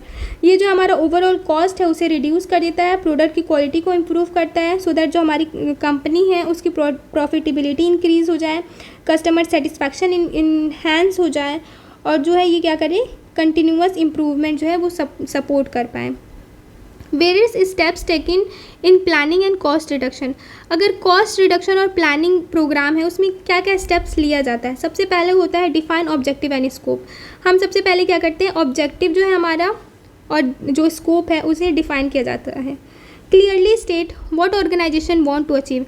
इसमें हमारा जो डिफाइनिंग स्टेप है उसमें हम ऑब्जेक्टिव जो अपना का ऑर्गेनाइजेशन है इसका ऑब्जेक्टिव है इसको हम क्या करते हैं, डिफाइन करते हैं कि हमारा जो ऑर्गेनाइजेशन है ये अचीव क्या करना चाहता है। For example reduce production cost by 10%, improve efficiency और एलिमिनेट वेस्ट। जो हमारा ऑर्गेनाइजेशन है वो क्या कर रहा है, प्रोडक्शन कॉस्ट को रिड्यूस करना चाह रहा है, एफिशिएंसी को इम्प्रूव करना चाह रहा है प्रोडक्ट का, और क्या है, वेस्ट को एलिमिनेट करना चाह रहा है। Decide the scope, scope decide करते हैं whether it apply the whole organisation, क्या ये जो हमारे ऑब्जेक्टिव है पूरे ऑर्गेनाइजेशन पे अप्लाई होगा या स्पेसिफिक डिपार्टमेंट पे अप्लाई होगा, ये हमारा स्कोप में आता है। सेकेंड स्टेप होता है obtain top management support, secure commitment from senior management. अगर सीनियर मैनेजमेंट जो है क्वालिटी रिलेटेड एक्टिविटी के लिए सपोर्ट करता है तो हमारा जो प्रोडक्ट है उसकी जो क्वालिटी है वो इंक्रीज होती है। Cost reduction programme need authority, resources and organisation backing to succeed. अगर हमें कॉस्ट रिडक्शन प्रोग्राम को सक्सीड करना है तो उसमें हमें सीनियर मैनेजमेंट अथॉरिटी का जो है अप्रूवल चाहिए होता है। नेक्स्ट स्टेप होता है form a cost reduction team. क्या है, एक कॉस्ट रिडक्शन टीम को क्रिएट करो। Create a cross functional team, एक क्रॉस फंक्शनल टीम को क्रिएट करो जो कि कॉस्ट रिडक्शन का काम कर सके, जैसे कि production, finance, purchasing, marketing etcetera. Assign करो रेस्पॉन्सिबिलिटीज़ को और इसमें क्या है, हर एक डिपार्टमेंट में कोऑर्डिनेशन को इंश्योर करो। नेक्स्ट स्टेप आता है collect and analyse cost data. जो भी कॉस्ट डेटा आता है उसे कलेक्ट करो, उसके बाद क्या करो, एनालाइज करो। Gather detailed cost information, detail cost information को गैदर करो, कलेक्ट करो। फिर इसमें क्या है, हाई आइडेंटिफाई करो हाई कॉस्ट एरिया को। फिर कॉस्ट ड्राइवर टूल्स का यूज़ करो, जैसे चेकशीट हो गया, वेरिएंस एनालिसिस हो गया, हमारी डेटा को एनालिस करने के लिए, एनालाइज करने के लिए। Identify area for cost reduction, cost reduction के एरिया को एनालाइज करो, आइडेंटिफाई करो इन डेटा को एनालाइज करने के बाद। Locate opportunity such as excess material usages, inefficient labour practice, idle capacity, high over expenses. मतलब इनमें से किसी एक एरिया में जो है हम क्या कर सकते हैं, कॉस्ट का रिड्यूस कर सकते हैं कि कहीं हमारा मटेरियल जो है वो एक्स्ट्रा तो नहीं यूज़ हो रहा है, इनएफिशिएंट लेबर प्रैक्टिस तो नहीं किया जा रहा है, या फिर आइडल कैपेसिटी को तो नहीं यूज़ किया जा रहा है, वेस्ट, रिवर्क, डिफेक्ट, इन सारे एरिया में हम क्या करते हैं, कॉस्ट को रिड्यूस करते हैं। Set target and priorities, next step होता है हमें क्या करना होता है, टारगेट और प्रायोरिटी को सेट करना होता है। Establish a realistic and measurable cost reduction target, एक रियलिस्टिक और प्रैक्टिकल कॉस्ट रिडक्शन टारगेट को क्या करना पड़ता है, इस्टेब्लिश करना होता है, सेट करना होता है। Prioritise area based on potential saving and ease of implement, हम एरिया को प्रायोरिटाइज करते हैं इम्प्लीमेंट के ईज़ पे। Generate cost reduction idea. Cost reduction idea को हम क्या करते हैं, जनरेट करते हैं। जैसे क्या इनकरेज करें हम ब्रेन स्टॉर्मिंग को, सजेशन को फ्रॉम एम्प्लॉय। हम टेक्निक का यूज़ करें जैसे वैल्यू एनालिसिस हो गया, वर्क स्टडी हो गया, स्टैंडर्डाइजेशन हो गया और सिंप्लीफिकेशन हो गया। नेक्स्ट स्टेप आता है इवेलुएट अल्टरनेटिव। हम अल्टरनेटिव को इवेलुएट करने की कोशिश करते हैं, जैसे analyse proposed idea in terms of feasibility, cost, benefit and impactful on the quality operator. जैसे कि हम क्या करते हैं, अल्टरनेट जो हमारे पास आइडियाज़ है उसे हम इवेलुएट करते हैं फिजिबिलिटी, कॉस्ट, बेनिफिट के अकॉर्डिंग पे। मोस्ट इफेक्टिव जो आइडिया होता है उसे हम प्रैक्टिकल ऑप्शन की तरह यूज़ करते हैं। फिर हम एक्शन प्लान को डेवलप करते हैं, एक डिटेल इम्प्लीमेंटेशन प्लान को इंक्लूड करते हैं जिसमें हमारे पास टास्क और टाइमलाइन होता है, रिसोर्स एलोकेशन होता है और रिस्पॉन्सिबिलिटी असाइनमेंट होता है। नेक्स्ट स्टेप आता है, हम क्या करते हैं, अपने प्रोग्राम को इम्प्लीमेंट करते हैं। जो भी मेज़र हमने सेलेक्ट किया है उसको एक्शन में कन्वर्ट करते हैं, प्रॉपर कम्युनिकेशन को इंश्योर करते हैं और इंश्योर करते हैं हमारी जो एम्प्लॉय है उनको प्रॉपर ट्रेनिंग दिया गया हो। फिर हम मॉनिटर करते हैं और कंट्रोल करते हैं। इससे क्या करते हैं, हम ट्रैक करते हैं अपने जो हमारा प्रोसेस है टारगेट वैल्यू का, परफॉर्मेंस मैट्रिक्स का, उसको हम ट्रैक करते हैं। एक करेक्टिव एक्शन को यूज़ करते हैं जहाँ पर भी नेसेसरी होता है। नेक्स्ट स्टेप आता है रिव्यू एंड कंटिन्यूअस इंप्रूवमेंट। हम जो है इवेलुएट करते हैं रिजल्ट को, पीरियोडिकली रिव्यू करते हैं और उसमें अगर कहीं भी चेंजेस करना हो, इम्प्रूवमेंट करना हो तो हम कंटिन्यूअसली इम्प्रूवमेंट करते रहते हैं। Make cost reduction on going process rather than one time effect. हमें क्या है, कॉस्ट रिडक्शन को जो है वो ऑन गोइंग प्रोसेस क्रिएट करना होता है, वन टाइम एफर्ट नहीं। Let's move further. Next topic है हमारा सिडक्शन प्रोग्राम। सिडक्शन प्रोग्राम क्या होता है, इन क्वालिटी मैनेजमेंट एक स्ट्रैटेजिक और मोटिवेशनल इनिशिएटिव होता है जिसका एम होता है एट एंगेजिंग एम्प्लॉय को एंगेज करना, कल्चर को फॉस्टरिंग क्वालिटी कल्चर को इम्प्रूव करना और विनिंग कमिटमेंट को इंक्लूड करना, जैसे कि total quality management principle. It move beyond technical procedure. ये टेक्निकल प्रोसीजर से आगे चल करके एक shared enthusiastic dedicated continuous improvement का जो है हमारा एक प्रोग्राम क्रिएट किया जाता है जिसमें हम क्या करते हैं, कस्टमर के नीड को, रिक्वायरमेंट को फुलफ़िल करते हैं, रिकॉग्नाइज करके, रिवॉर्ड करके एफर्ट्स को। This approach is crucial for addressing human factor in quality control. जो हमारा सिडक्शन प्रोग्राम है ये क्रूशियल होता है, ये अप्रोच ह्यूमन फैक्टर को क्वालिटी कंट्रोल में क्या करने के लिए, अप्रेस करने के लिए। Ensuring employ are not just for doing a job but dedicated to quality. जो हमारा एम्प्लॉय है वो केवल किसी टास्क को कंप्लीट करने के लिए नहीं होते हैं बल्कि क्या करते हैं, क्वालिटी जो है, क्वालिटी स्टैंडर्ड को इंश्योर करने के लिए यूज़ किए जाते हैं। गोल्स एंड बेनिफिट क्या होता है, इंक्रीज्ड इंगेजमेंट। इस प्रोग्राम से जो इंगेजमेंट है वो इंक्रीज़ हो जाता है। Higher participation in quality circle जो है बेसिकली हमारे स्मॉल ग्रुप जो होता है जिसमें क्या करते हैं, जो रेगुलरली मीटिंग करते हैं हमारे वर्क रिलेटेड प्रॉब्लम को सॉल्व करने के लिए, उसमें जो है पार्टिसिपेशन ऑफ एम्प्लॉय जो है वो इंक्रीज़ हो जाता है। एंड इम्प्रूवमेंट एक्टिविटी में भी पार्टिसिपेशन इंक्रीज़ हो जाता है। Improve quality and reduce cost. जो हमारी क्वालिटी है वो इम्प्रूव होती है और कॉस्ट जो होता है वो रिड्यूस हो जाता है। लोअरली इससे कैसे इंक्रीज़ और रिड्यूस होता है, जो हमारा इंटरनल और एक्सटर्नल फेलियर कॉस्ट है उसको क्या किया जाता है, कम किया जाता है बाई फॉस्टरिंग प्रिवेंटिव और corrective mindset. Better team work जो है वो बेटर होता है, इंक्रीज़ होता है। इन्हांस करते हैं हम डिपार्टमेंट की कोऑपरेशन को। Key aspect of quality seduction programme, इसके की एस्पेक्ट क्या है, सबसे पहला तो एक कल्चरल ट्रांसफॉर्मेशन होता है। It work to shift mindset. इसको यूज़ किया जाता है माइंडसेट को शिफ्ट करने के लिए, from mere compliance to active participation in quality improvement. Quality improvement में एक्टिव परफॉर्मेंस के लिए जो है इस प्रोग्राम को यूज़ किया जाता है। ये क्या है, बेसिकली जो है कल्चरल ट्रांसफॉर्मेशन होता है। इसमें जो है employ involvement, large number of employ जो है वो इन्वॉल्व होते हैं, क्वालिटी कल्चर इम्प्रूव होता है, सो दैट जो हमारा प्रोडक्ट है उसकी क्वालिटी जो है वो क्या हो, इम्प्रूव हो पाए, इंक्रीज़ हो पाए। मोटिवेशन एंड रिकॉग्निशन, ये इंक्लूड करता है एम्प्लॉय को रिवॉर्ड देना। अगर हमारा जो एम्प्लॉय है वो किसी इशू को स्पॉट करेगा, फाइंड करेगा और क्या है उससे रिलेटेड जो है इम्प्रूवमेंट स्टेप्स को क्या करेगा, सजेस्ट करेगा मैनेजमेंट को, तो उसको क्या किया जाता है, रिकॉग्नाइज किया जाता है, रिवॉर्ड दिया जाता है उस एम्प्लॉय को। तो इससे क्या आता है, मोटिवेशन आता है और रिकॉग्निशन आता है। टॉप मैनेजमेंट कमिटमेंट क्या होता है, success depend on the leader demonstration. जो हमारी टॉप मैनेजमेंट लीडर है वो अगर क्वालिटी एक्टिविटीज़ को सपोर्ट करेंगे तो जो है हमारा जो एम्प्लॉय है वो इन्वॉल्व होंगे क्वालिटी कल्चर में। Internal selling, it often involve communicating the why behind quality initiative to reduce resistance to change। अगर हम इंटरनल सेलिंग में क्या होता है, अगर जो है हमारा हर एक एक्टिविटी जो है, हर एक पर्सन जो भी इन्वॉल्व है क्वालिटी इनिशिएटिव को चेंज करने के लिए, वो अपने एंड से जो है क्वालिटी को रिजॉल्व करने की कोशिश करेगा, तो भी जो है हमारे प्रोग्राम जो है वो क्या होगा, इंक्रीज़ होगा। Let's move further. Human factor in quality. The human factor in quality refers to the role of people achieving and maintaining quality. Human factor in quality का बेसिकली मतलब ये होता है कि पीपल का क्या रोल है जो हमारे प्रोडक्ट है उसके अंदर क्वालिटी को मेंटेन करने में।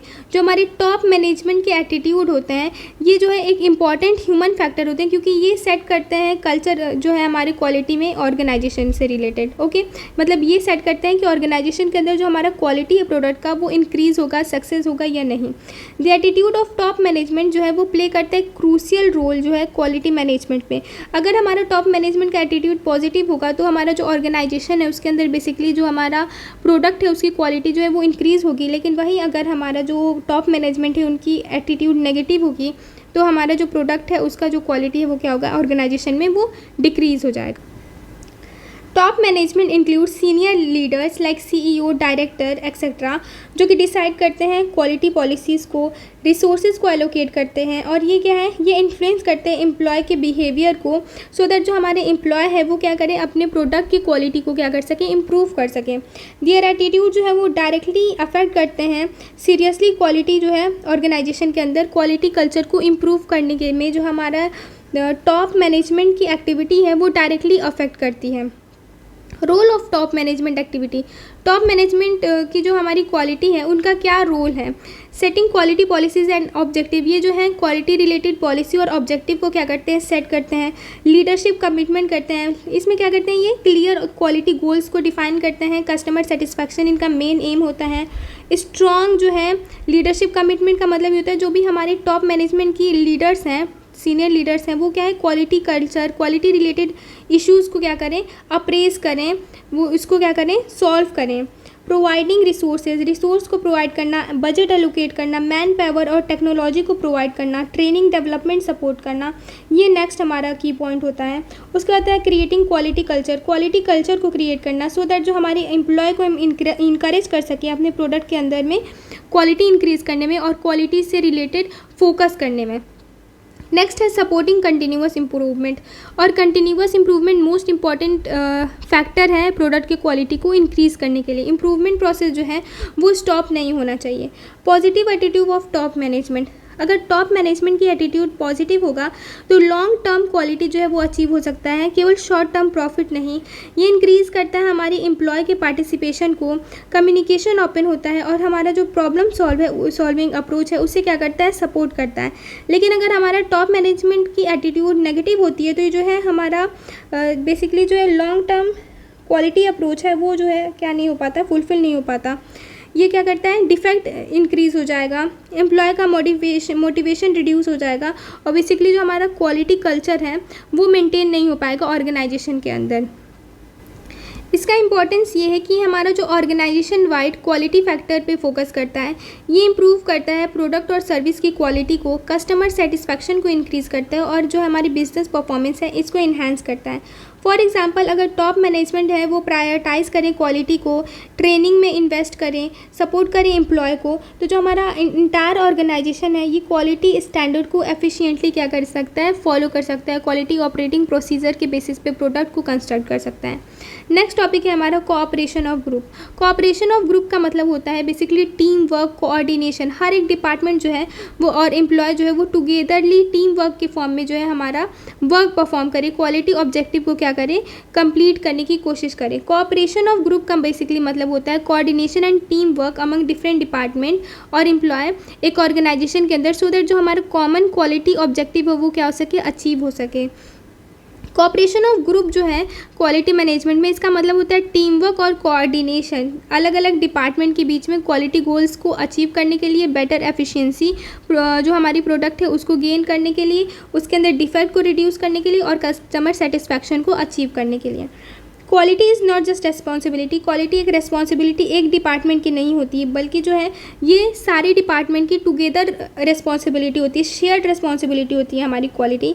इट रिक्वायर्ड जॉइंट इफेक्ट, जो हमारी क्वालिटी होती है वो जॉइंट एफर्ट रिक्वायर करती है from production, quality control, marketing department, purchase department and maintenance department. All the department must work together. अगर सारे डिपार्टमेंट जो है वो एक साथ काम करेंगे तो हमारा जो क्वालिटी है वो मेंटेन हो पाएगा और इम्प्रूव हो पाएगा। Roles in quality management, quality management में रोल क्या है? ये इंश्योर करता है स्मूथ वर्कफ्लो बिटवीन डिपार्टमेंट के बीच में स्मूथ वर्कफ्लो हो पाता है। इससे रिड्यूस करता है एरर को, मिसकम्युनिकेशन की वजह से जो एरर अराइज हैं हो रहे हैं उसको रिड्यूस करता है। ये इंप्रूव करता है हमारे प्रोडक्ट की एफिशिएंसी और प्रोडक्टिविटी को, हेल्प करता है प्रॉब्लम को कलेक्टिवली सॉल्व करने में। इसका इंपॉर्टेंस ये होता है कि इंप्रूव करता है प्रोडक्ट की क्वालिटी को, रिड्यूस करता है डिफेक्ट और रीवर्क को, प्रोडक्टिविटी इन्हांस करता है, पॉजिटिव वर्क एनवायरनमेंट को बिल्ड करता है और टोटल क्वालिटी मैनेजमेंट को क्या करता है? सपोर्ट करता है। फॉर एग्जाम्पल अगर हमारे पास कोई एक प्रोडक्शन टीम है, जिससे कि हमारी जो इंस्पेक्टर है वो क्या करेगा? क्वालिटी या स्टैंडर्ड को चेक करेगा, तो इंस्पेक्ट करेगा तो क्या होगा? हमारी जो प्रोडक्ट है उसकी क्वालिटी इंप्रूव होगी और डिफेक्ट क्या होगा? रिड्यूस होगा। की aspect of group cooperation, group cooperation का की एस्पेक्ट क्या है? सबसे पहला की एस्पेक्ट है टीम वर्क। टीम वर्क में क्या होता है? एम्प्लॉय जो है वो टुगेदर वर्क करते हैं, शेयर्ड रिस्पॉन्सिबिलिटी होती है क्वालिटी को मैनेज करने के लिए। कम्युनिकेशन, प्रॉपर कम्युनिकेशन ज़रूरत होता है, प्रॉपर कम्युनिकेशन होना चाहिए, इन्फॉर्मेशन का फ्लो होना चाहिए डिपार्टमेंट के बीच में, सो दैट जो हमारे प्रोडक्ट के अंदर डिफेक्ट अराइज हो रहे हैं उसको क्या किया जा सके? रिड्यूस किया जा सके।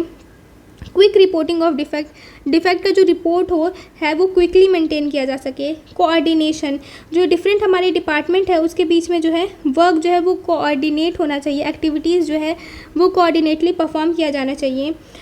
डिले और कॉन्फ्लिक्ट को क्या किया जा सके? अवॉइड किया जा सके। म्यूचुअल सपोर्ट है, helping each other in problem solving, हर एक डिपार्टमेंट एक दूसरे को हेल्प करे प्रॉब्लम को सॉल्व करने में। Sharing knowledge and skills, knowledge और स्किल्स का शेयर करना।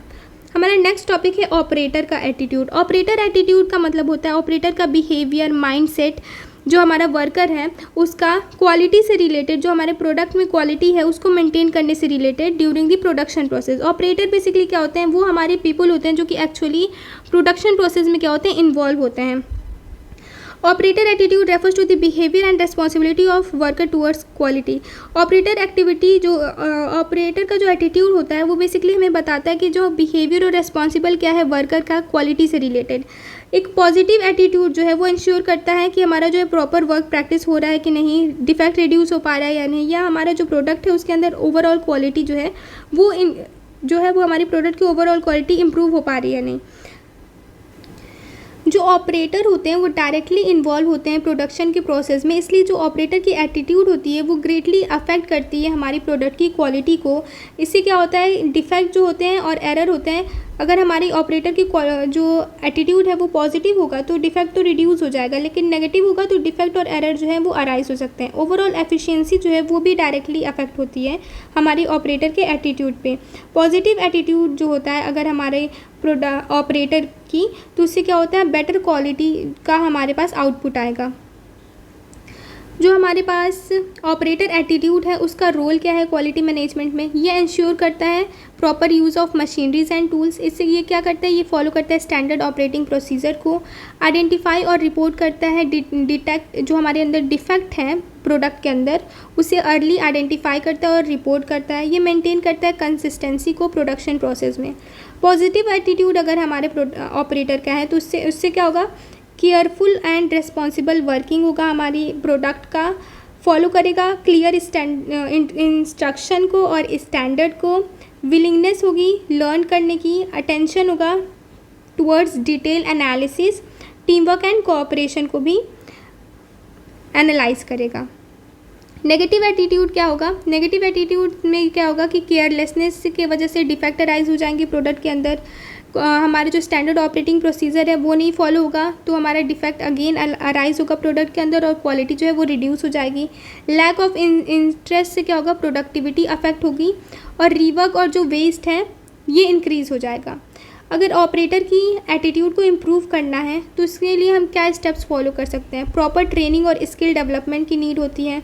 मोटिवेशन एंड इंसेंटिव्स का रिक्वायरमेंट होता है, अगर हम मोटिवेट करें अपने ऑपरेटर को इंसेंटिव्स प्रोवाइड करें, तो उसका एटीट्यूड जो है प्रोडक्शन प्रोसेस टुवर्ड्स इंक्रीज़ अच्छा हो जाएगा।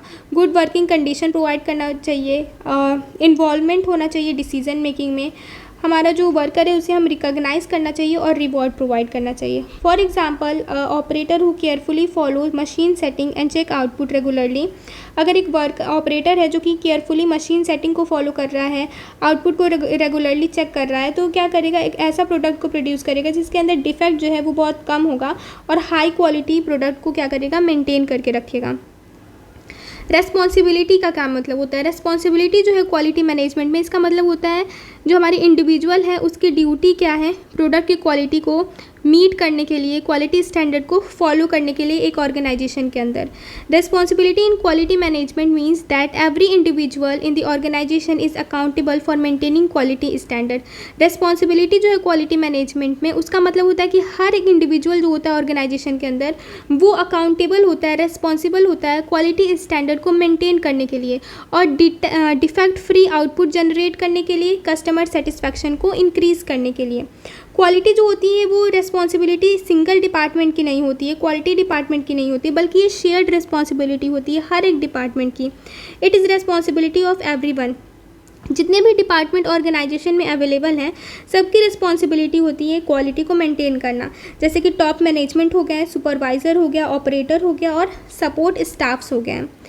रेस्पॉन्सिबिलिटी एट डिफरेंट लेवल पे क्वालिटी को इंश्योर करने की क्या क्या रिस्पॉन्सिबिलिटी है अलग अलग डिपार्टमेंट की। टॉप मैनेजमेंट क्या करेंगे, ये क्वालिटी पॉलिसीज़ को सेट करते हैं, ऑब्जेक्टिव को सेट करते हैं, ये क्या करते हैं, प्रोवाइड करते हैं रिसोर्सेज को और सपोर्ट करते हैं क्वालिटी कल्चर को, ये क्रिएट करते हैं क्वालिटी फोकस्ड कल्चर को, सो दैट जो हमारा प्रोडक्ट का क्वालिटी है वो क्या हो सके, इंक्रीज़ हो सके, इम्प्रूव हो सके।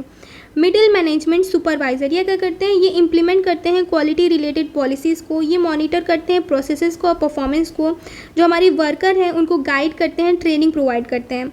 ऑपरेटर और वर्कर क्या करते हैं, ये फॉलो करते हैं स्टैंडर्ड ऑपरेटिंग प्रोसीजर को, हमारा जो प्रोडक्ट को मैन्युफैक्चर करने का प्रोसेस है उसमें स्टैंडर्ड ऑपरेटिंग प्रोसीजर को फॉलो करते हैं, ये मेंटेन करते हैं ओवरऑल हमारी प्रोडक्ट की क्वालिटी को।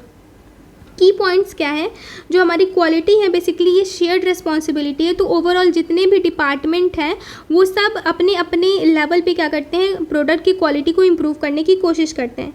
Each person is accountable for their work, हर एक पर्सन जो होता है वो अकाउंटेबल होता है उसके वर्क के लिए।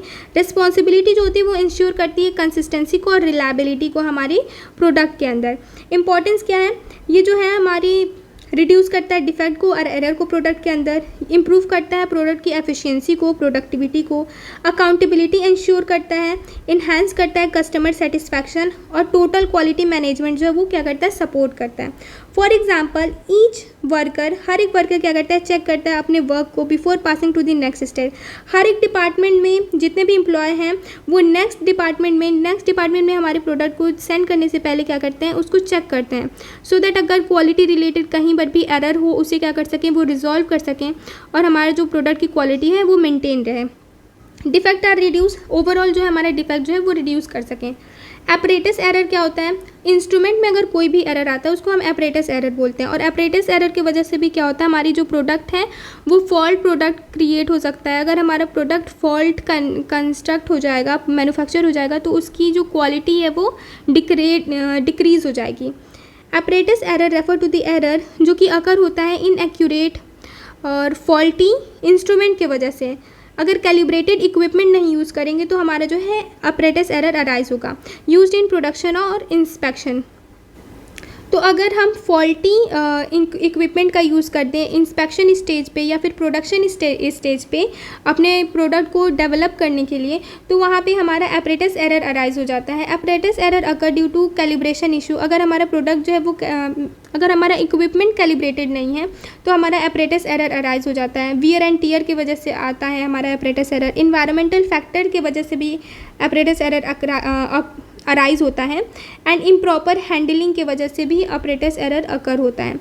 This can be corrected bye regular calibration, अगर हम अपने इक्विपमेंट को कैलिब्रेट करें तो हमारा एपरेटस एरर जो है वो नहीं अराइज होगा। प्रॉपर मेंटेनेंस, प्रॉपर यूजेस और कंट्रोल वर्किंग कंडीशन में अगर हम यूज़ करेंगे तो हमारा एपरेटस एरर क्या होगा, वो रिड्यूस हो जाएगा।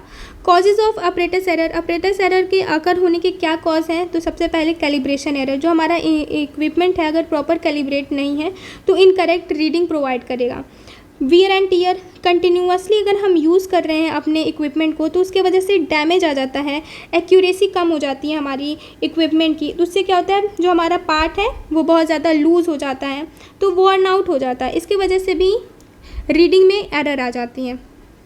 ज़ीरो एरर, ज़ीरो एरर क्या होता है? Instrument does not show zero when it should. Zero error ये होता है कि हमारा जो इंस्ट्रूमेंट जो हम यूज़ कर रहे हैं वो ज़ीरो नहीं शो करता है जब उसको शो करना चाहिए। ये कॉज करता है कांस्टेंट एरर को मेजरमेंट में। इन्वायरमेंटल कंडीशन, जैसे स्ट्रेस्ड इन्वायरमेंट कंडीशन हो जाए, जैसे हाई टेम्परेचर हो गया, हाई ह्यूमिडिटी, हाई प्रेशर, इससे क्या होता है हमारी जो रीडिंग्स हैं वो अफेक्ट हो जाती हैं। एक्सपेंशन ड्यू टू हीट, जैसे हमारा मीटर की रीडिंग है वो क्या हो जाए, हीट की वजह से एक्सपैंड हो जाए, तो ये क्या है? इन्वायरमेंटल कंडीशन आ जाता है। मैन्युफैक्चरिंग डिफेक्ट क्या होता है? पुअर क्वालिटी और फॉल्टी इंस्ट्रूमेंट डिज़ाइन। अगर हम क्या है पुअर क्वालिटी का इंस्ट्रूमेंट यूज़ कर रहे हैं मैन्युफैक्चरिंग में तो हमारा मैन्युफैक्चरिंग डिफेक्ट अगर होता है। इम्प्रॉपर हैंडलिंग, अगर हम जो है प्रॉपर वे से अपने इंस्ट्रूमेंट को हैंडल नहीं कर रहे हैं उस वजह से भी हमारे डिफेक्ट अराइज हो जाता है, लैक ऑफ प्रॉपर मेंटेनेंस की वजह से। नेक्स्ट है इलेक्ट्रिकल और पावर इशू, अगर इलेक्ट्रिकल और पावर इशू है उसके वजह से भी एरर अराइज होता है। अगर हमारा जो इलेक्ट्रिक सप्लाई है वो फ्लक्चुएट हो रहा है इंस्ट्रूमेंट के अंदर तो रीडिंग जो है वो प्रॉपर नहीं आएगा, लीड्स टू अनस्टेबल रीडिंग, उससे क्या होगा अनस्टेबल रीडिंग्स जो हैं वो अकर होंगे। करेक्टिव मेथड्स क्या हैं? इन एरर को रिमूव करने के लिए जो भी स्टेप्स हम लेंगे उसको हम कहते हैं करेक्टिव मेथड्स। जैसे रेगुलर कैलिब्रेशन, हमारा जो इंस्ट्रूमेंट है उसको हम कैलिब्रेट करके रेगुलरली कैलिब्रेट करें और कैलिब्रेटेड इंस्ट्रूमेंट को ही यूज़ करें प्रोडक्शन प्रोसेस में। कंपेयर करें स्टैंडर्ड रेफरेंस के थ्रू। अब हम जो है अपने इंस्ट्रूमेंट को कैलिब्रेट किस तरीके से करें, जो हमारा इंस्ट्रूमेंट है और एक तो एक इंस्ट्रूमेंट हम लेंगे स्टैंडर्ड इंस्ट्रूमेंट, तो हमारी जो रीडिंग आ रही है उसको हम कंपेयर करते हैं स्टैंडर्ड रीडिंग के साथ। सेम अगर रीडिंग आती है तो इस तरीके से हम क्या करते हैं कैलिब्रेट करते हैं अपने इंस्ट्रूमेंट को। अगर सेम नहीं आती है रीडिंग तो हम क्या करते हैं उसको ठीक करते हैं स्टैंडर्ड रेफरेंस के अकॉर्डिंग से। तो इस प्रोसेस को हम बोलते हैं इंस्ट्रूमेंट को कैलिब्रेट करना। प्रॉपर मेंटेनेंस क्या होता है? हमें प्रॉपर मेंटेनेंस प्रोवाइड करनी चाहिए अपनी इक्विपमेंट्स की, इंस्ट्रूमेंट्स को और मशीनरीज़ को। रेगुलर क्लीन करना चाहिए, सर्विसिंग करना चाहिए, रिप्लेस कर देना चाहिए वर्न आउट पार्ट्स को। ज़ीरो एडजस्टमेंट क्या होता है? जो हम चेक करते हैं सेट करते हैं ज़ीरो को बिफोर यूज़, ज़ीरो को अपने रीडिंग में इंस्ट्रूमेंट में क्या करना है यूज़ करने से पहले क्या करना होता है सेट करना होता है। Let's move further. Control environment, हमारा जो भी प्रोडक्शन प्रोसेस है और इक्विपमेंट है उसे हमें क्या करना है कंट्रोल इन्वायरमेंट में यूज़ करना चाहिए। जैसे कि हम अपने इक्विपमेंट को यूज़ करने से पहले एक प्रॉपर टेम्परेचर को मेंटेन करें, प्रॉपर ह्यूमिडिटी को मेंटेन करें, जो सो दैट कि जो हमारा रीडिंग लेते टाइम वाइब्रेशंस अराइज होंगे जिससे हमारी रीडिंग अनस्टेबल हो जाएगी, उसको हम क्या कर सकें अवॉइड कर सकें। यूज़ ऑफ स्टैंडर्ड इंस्ट्रूमेंट, हमें क्या करना चाहिए स्टैंडर्ड इंस्ट्रूमेंट को यूज़ करना चाहिए। Use of high quality and certified equipment, हमें क्या करना चाहिए हाई क्वालिटी और सर्टिफाइड इक्विपमेंट को यूज़ करना चाहिए सो दैट जो भी हमारे अपरेटस रिलेटेड एरर है वो रिड्यूस हो सके। ट्रेनिंग ऑफ ऑपरेटर, ऑपरेटर जो है जो भी पर्सन डायरेक्टली इन्वॉल्व है प्रोडक्शन प्रोसेस में उन्हें क्या करना चाहिए प्रॉपर ट्रेनिंग प्रोवाइड करना चाहिए। उन्हें बताना चाहिए किस तरीके से हम प्रॉपरली हैंडल कर सकते हैं इंस्ट्रूमेंट को, कैसे यूज़ करना चाहिए। अवेयरनेस प्रोवाइड करना चाहिए ऑपरेटर को रिगार्डिंग द एरर जो कुछ भी उस इंस्ट्रूमेंट से अराइज हो सकते हैं। रेगुलरली इंस्पेक्शन करना चाहिए, फ्रिक्वेंट चेकिंग करना चाहिए इंस्ट्रूमेंट की एक्यूरेसी की, सो दैट जो है हम अपरेटस एरर को रिड्यूस कर सकें, रिमूव कर सकें। इम्पॉर्टेंस क्या है?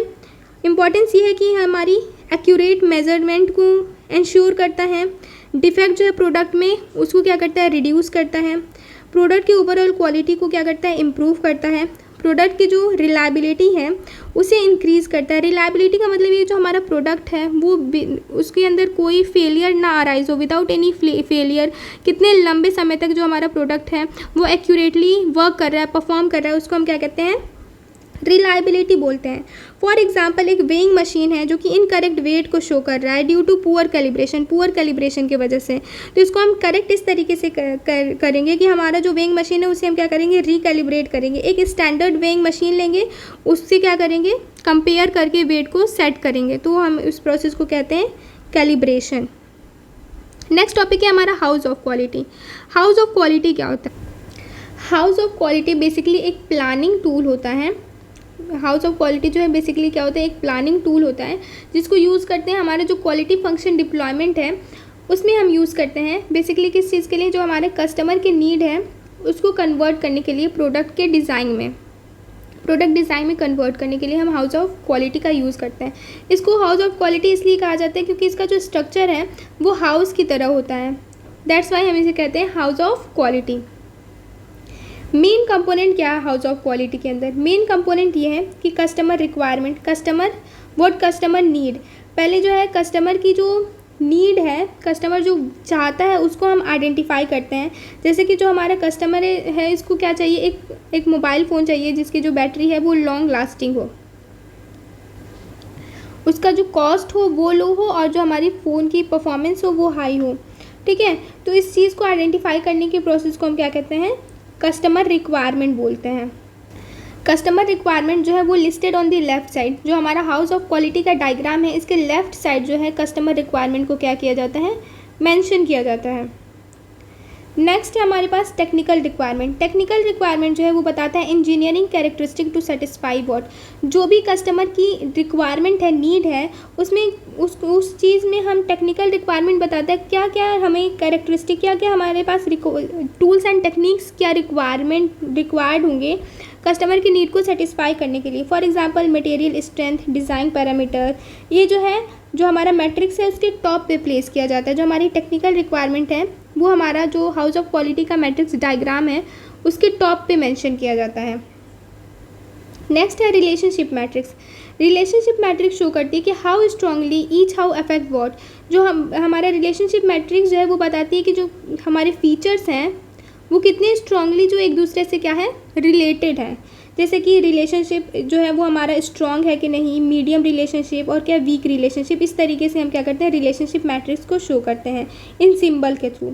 नेक्स्ट है कोरिलेशन मैट्रिक्स। कोरिलेशन मैट्रिक्स को हम क्या कहते हैं, roof of house of quality भी कहते हैं, क्योंकि जो है हमारा कोरिलेशन मैट्रिक्स जो है यहाँ पे रिप्रेजेंट करा जाता है हाउस ऑफ क्वालिटी के डायग्राम में।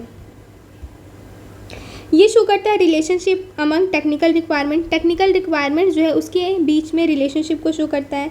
ये हेल्प करता है हमें पॉजिटिव कोरिलेशन और नेगेटिव कोरिलेशन के बारे में आइडेंटिफाई करने में।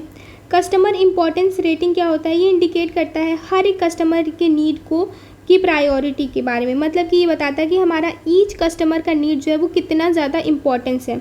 इसको यूजुअली रेट किया जाता है 1 से 5 और 1 से 10 के बीच में।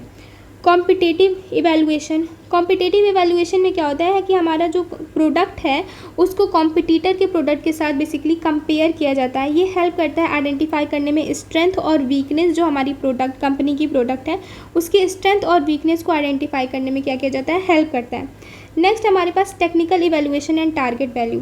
टेक्निकल इवैल्यूएशन और टारगेट वैल्यू का बेसिकली मतलब ये होता है कि मेजरेबल एक गोल को सेट किया जाता है टेक्निकल के पैरामीटर के लिए। फॉर एग्जांपल जो हमारा वेट है वो 1.5 kg से कम होना चाहिए, स्ट्रेंथ जो है 500 MPa से ज़्यादा होना चाहिए। तो एक मेजरेबल गोल को सेट किया जाता है, इसी को हम बोलते हैं टारगेट वैल्यू। कि हमारा जो भी क्वालिटी स्टैंडर्ड है वो इन सारे पैरामीटर को जो है वो क्या करना चाहिए, फुलफ़िल करना चाहिए। तो जो हमारा हाउस ऑफ क्वालिटी है ये हेल्प करता है कंपनी को ऐसा प्रोडक्ट डिज़ाइन करने में जो कि कस्टमर के नीड को क्या कर सके, सेटिस्फाई कर सके, रिक्वायरमेंट को फुलफ़िल कर सके। पर्पस क्या है हाउस ऑफ क्वालिटी का, ये कन्वर्ट करे कस्टमर नीड को इंजीनियरिंग एस्पेक्ट्स में। मतलब क्या है, जो हमारे कस्टमर नीड को क्या कर सके, कन्वर्ट कर सके प्रोडक्ट को डिज़ाइन करने में। तो ये होता है पर्पस हमारे हाउस ऑफ क्वालिटी का। To improve communication between department के बीच में क्या करता है, कम्युनिकेशन को बेसिकली इम्प्रूव करता है। To identify design and priorities and trade off. जो भी हमारी प्रायोरिटी डिज़ाइन है उसको आइडेंटिफाई करने में हेल्प करता है। To enhance product quality. House of quality जो है वो प्रोडक्ट के क्वालिटी को इन्हेंस करने में और कस्टमर सेटिस्फेक्शन को इम्प्रूव करने में भी हेल्प करता है। फॉर एग्ज़ाम्पल अगर एक मोबाइल फ़ोन है तो उस पर हमारी कस्टमर का नीड क्या है, जो कस्टमर का नीड है कि लॉन्ग लास्टिंग बैटरी होना चाहिए, लॉन्ग लास्टिंग बैटरी लाइफ होनी चाहिए हमारी मोबाइल फ़ोन की। ये होती है कस्टमर की नीड, इसको हम बोलते हैं टेक्निकल रिक्वायरमेंट। जैसे कि कस्टमर की नीड क्या है, लॉन्ग बैटरी लाइफ। तो हायर बैटरी कैपेसिटी, जैसे कि हम 500 mAh की बैटरी ले रहे हैं, ये हमारा टेक्निकल रिक्वायरमेंट हो गया। कस्टमर नीड क्या है? गुड कैमरा, तो क्या है? हाई मेगापिक्सल सेंसर का यूज़ होगा, ये हमारी टेक्निकल रिक्वायरमेंट होगा। कस्टमर की नीड है कि जो मोबाइल फ़ोन हो वो क्या है? लाइट वेट हो, तो इसमें टेक्निकल रिक्वायरमेंट क्या होगा? टेक्निकल रिक्वायरमेंट होगा लो वेट मटेरियल। तो इस तरीके से जो भी हमारी कस्टमर की नीड है उसको टेक्निकल रिक्वायरमेंट के साथ पेयर किया जाता है। तो हाउस ऑफ क्वालिटी का मेन एम यही होता है कि जो हमारा कस्टमर की नीड है बेसिकली उसके अकॉर्डिंग जो है एक प्रोडक्ट को क्या किया जा सके? डेवलप किया जा सके। हाउस ऑफ क्वालिटी का मेन कंपोनेंट है हमारा, सबसे पहले क्या करते हैं हम कस्टमर की रिक्वायरमेंट को फाइंड करते हैं कि कस्टमर जो है वो क्या नीड है, क्या कस्टमर की जो है वो क्या वांट कर रहा है, कस्टमर की स्पेसिफिकेशन क्या है। सेकंड क्या करते हैं हम टेक्निकल रिक्वायरमेंट के बारे में देखते हैं। टेक्निकल रिक्वायरमेंट में हम क्या फाइंड करते हैं कि जो भी कस्टमर की नीड है उसको हम टेक्निकल रिक्वायरमेंट से क्या करते हैं? कंपेयर करते हैं, कन्वर्ट करने की कोशिश करते हैं टेक्निकल रिक्वायरमेंट। अगर हमारी कस्टमर की नीड है जो है लॉन्ग लास्टिंग बैटरी होनी चाहिए तो उसको हम टेक्निकल रिक्वायरमेंट में कन्वर्ट कर देंगे, जैसे 5000 mAh की बैटरी हो या फिर 10,000 mAh की बैटरी हो। उसमें टेक्निकल रिक्वायरमेंट के बाद क्या है? रिलेशनशिप मैट्रिक्स हमारा इंपॉर्टेंट होता है। इसमें क्या होता है? जितने भी फीचर्स होते हैं हर एक फीचर्स के आपस में किस तरीके से स्ट्रांगली कोरिलेटेड है ये रिप्रेजेंट करता है। कोरिलेशन मैट्रिक्स जो है वो टेक्निकल रिक्वायरमेंट के बीच में रिलेशनशिप को शो करता है। जो हमारी कस्टमर इंपॉर्टेंस है ये रेट के थ्रू एक रेटिंग के साथ रिप्रेजेंट किया जाता है कस्टमर के इंपॉर्टेंस को, कि हर एक कस्टमर की जो नीड है वो बेसिकली कितना ज़्यादा इंपॉर्टेंट है। तो ये 1 to 5 एंड 1 to 10 के बीच में इसको रिप्रेजेंट किया जाता है। फिर होता है competitive evaluation. Basically competitive evaluation जो होते हैं वो हाउस ऑफ क्वालिटी का एक इम्पॉर्टेंट पार्ट होता है। इंपॉर्टेंट इसलिए होता है क्योंकि जो हमारा कंपनी जो भी प्रोडक्ट को प्रोड्यूस कर रहा है उसको कॉम्पिटिटर के साथ कंपेयर किया जाता है और उसके बाद प्रोडक्ट के वीकनेस और स्ट्रेंथ को आइडेंटिफाई करके उसके ऊपर क्या किया जाता है? वर्क किया जाता है। नेक्स्ट है technical evaluation and target value. एक टारगेट वैल्यू को सेट किया जाता है टेक्निकल पैरामीटर में सो दैट जो हमारी प्रोडक्ट प्रोड्यूस हो वो एक बेटर क्वालिटी का प्रोडक्ट हो, इन जो अगर वो टारगेट वैल्यू को अचीव कर पा रही है तो। So this is all about house of quality. Let's move further. यहाँ हमारा जो यूनिट नंबर 2 है क्वालिटी मैनेजमेंट का वो कंप्लीट हो जाता है। ये है बेसिकली AKTU के क्वेश्चन जो कि यूनिट नंबर 2 से पूछे गए हैं। इसमें सबसे पहला क्वेश्चन है कि क्वालिटी मैनेजमेंट क्या होता है। तो क्वालिटी मैनेजमेंट क्या करता है? क्वालिटी मैनेजमेंट बेसिकली मैनेज करता है सारे एक्टिविटीज़ जो कि इन्वॉल्व हैं किसी भी ऑर्गेनाइजेशन की, सारी एक्टिविटीज़ को बताता है हमारे प्रोडक्ट के क्वालिटी को इंश्योर करने के लिए, कस्टमर सेटिस्फैक्शन को इंश्योर करने के लिए। इसमें जो वेरियस फंक्शंस इन्वॉल्व हैं उसे एक्सप्लेन करना है।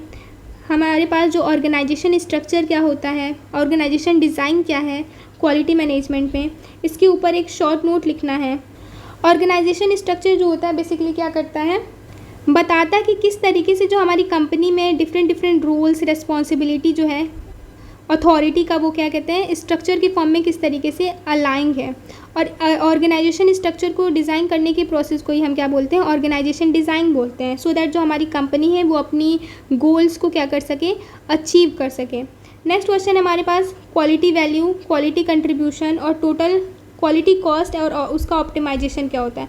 क्वालिटी कॉस्ट क्या होता है? बेसिकली क्वालिटी कॉस्ट जो होता है हमारा जो प्रोडक्ट है उसका क्वालिटी को इम्प्रूव करने में जो कॉस्ट लग रहा है, और अगर हमारे प्रोडक्ट के अंदर कोई फेलियर अराइज हो जा रहा है, डिफेक्ट आ रहा है, तो इससे भी डील करने के लिए जो कॉस्ट लग रहा है, इन दोनों का समेशन जो टोटल कॉस्ट आता है इसको हम क्या कहते हैं? क्वालिटी कॉस्ट बोलते हैं। और इसका ऑप्टिमाइजेशन इसलिए ज़रूरी है कि हम बेटर हाई क्वालिटी प्रोडक्ट किसे कहते हैं? हाई क्वालिटी प्रोडक्ट इसको कहते हैं कि जो है हमारा प्रोडक्ट की क्वालिटी तो हाई हो but at the same time जो टोटल क्वालिटी कॉस्ट आ रहा है प्रोडक्ट की क्वालिटी को मेंटेन करने के लिए और फेलियर वाले कॉस्ट को मेंटेन करने के लिए वो जो है वो रिड्यूस हो। तो ये ऑप्टिमाइजेशन होती है कंपनी के प्रॉफिट पॉइंट ऑफ व्यू से, ऑप्टिमाइजेशन जो हो वो नीड होती है। नेक्स्ट क्वेश्चन हमारे पास है differentiate between warranty and guarantee. Basically warranty and guarantee unit number 1 का क्वेश्चन है। Write a note on organisation structure. Organisation structure की इंपॉर्टेंट क्वेश्चन है। हाउस ऑफ क्वालिटी क्या होता है इसको एक सिस्टमैटिक डायग्राम के थ्रू एक्सप्लेन करना है। तो हाउस ऑफ क्वालिटी का ये जो डायग्राम है इसके बारे में आपको प्रैक्टिस कर लेना है, जिसमें क्या होता है लेफ्ट मोस्ट साइड पे हम कस्टमर के रिक्वायरमेंट को लिखते हैं, हमारे रूफ पे होता है कोरिलेशन मैट्रिक्स। उसके बाद अपर नोड पे हम क्या लिखते हैं, टेक्निकल रिक्वायरमेंट लिखते हैं। उसके बाद हम रिलेशनशिप मैट्रिक्स बनाते हैं जिसमें हम क्या करते हैं, व्हाट और हाउस के बीच में रिलेशनशिप बताते हैं। फिर हमारे पास प्लानिंग मैट्रिक्स होता है। उसके बाद फिर टेक्निकल प्रायोरिटीज़ और टारगेट वैल्यू सेट किया जाता है। तो ये डायग्राम जो है बेसिकली इंपॉर्टेंट है क्योंकि PYQ में आया है इससे question. Enumerate the various steps taken in the planning of cost reduction programme. Cost reduction programme के प्लानिंग में जो भी स्टेप्स इन्वॉल्व हैं उसके बारे में हमें लिखना है, लिस्ट डाउन करना है। तो कॉस्ट रिडक्शन प्रोग्राम का जो भी स्टेप्स है प्लानिंग का, ये भी एक इम्पॉर्टेंट क्वेश्चन है। Explain the economics of quality of conformance. Quality of conformance की इकोनॉमिक्स को क्या करना है, एक्सप्लेन करना है। तो क्वालिटी ऑफ कन्फॉर्मेंस का बेसिकली क्या मतलब होता है, इसका मतलब यही होता है कि जो हमारा प्रोडक्ट है इसकी क्वालिटी को मेंटेन करने से रिलेटेड जो भी कॉस्ट एसोसिएटेड है और बेनिफिट एसोसिएटेड है कंपनी ऑर्गेनाइजेशन से, उसको हम क्वालिटी ऑफ इकोनॉमिक्स बोलते हैं, कन्फॉर्मेंस बोलते हैं। Explain quality function and the process of deployment of quality function in an organisation. Quality function क्या होता है, प्रोडक्ट की क्वालिटी को अचीव करने के लिए जो भी डिपार्टमेंट लेवल पे एक्टिविटीज़ परफॉर्म की जाती है उसे हम क्वालिटी फंक्शन बोलते हैं। Contrast the statement quality is free. ये एक हमारे पास स्टेटमेंट बेस्ड क्वेश्चन है। अगेन हमारे पास एक स्टेटमेंट बेस्ड क्वेश्चन जो कि ह्यूमन फैक्टर पे डिपेंड है। ये बेसिकली जो हमने पढ़ा था attitude of top management, quality in attitude of top management वाला जो हमने टॉपिक पढ़ा था उससे रिलेटेड ये क्वेश्चन है। इसमें क्या है, बेसिकली हमें बताना है कि जो हमारे टॉप मैनेजमेंट पे सीनियर लीडर्स होते हैं अगर वो हमारे क्वालिटी एक्टिविटीज़ को क्या करें, क्वालिटी कल्चर को इम्प्रूव करने की कोशिश करें तो हमारा जो है ओवरऑल प्रोडक्ट की क्वालिटी क्या हो जाएगी, इम्प्रूव हो जाएगी। Let's move further. ये जो है 2 मार्क्स के क्वेश्चन है जो कि AKTU के सेमेस्टर एग्जामिनेशन में पूछे गए हैं। क्वालिटी फंक्शन डिप्लॉयमेंट क्या होता है, बेसिकली क्वालिटी फंक्शन डिप्लॉयमेंट एक मेथड होता है जिसमें हम क्या करते हैं, जो हमारी कस्टमर की नीड है ना उसके बेसिस पे हम क्या करते हैं, उसको कन्वर्ट कर देते हैं एक प्रोडक्ट डिज़ाइन में। ये एक मेथड होता है जो कि क्या करता है, कस्टमर के नीड को प्रोडक्ट डिज़ाइन में कन्वर्ट कर देता है। इसको हम कहते हैं quality function deployment. Okay, basic cause क्या होते हैं एपरेटस एरर के, तो बेसिक कॉज यही होते हैं कि हमारा जो इंस्ट्रूमेंट है वो कैलिब्रेटेड नहीं है, इंस्ट्रूमेंट कैलिब्रेटेड नहीं है तो रीडिंग एरर आ रहे हैं, ये हो सकता है। सेकंड हमारा कॉज हो सकता है इन्वायरमेंटल इफेक्ट। तो सारे हमने अभी थोड़ी देर पहले कवर करे थे तो उसको आप देख सकते हैं। 2 मार्क्स में क्वेश्चन पूछे गए हैं। Let's move further. Thank you student, thank you so much. All the best for your exams.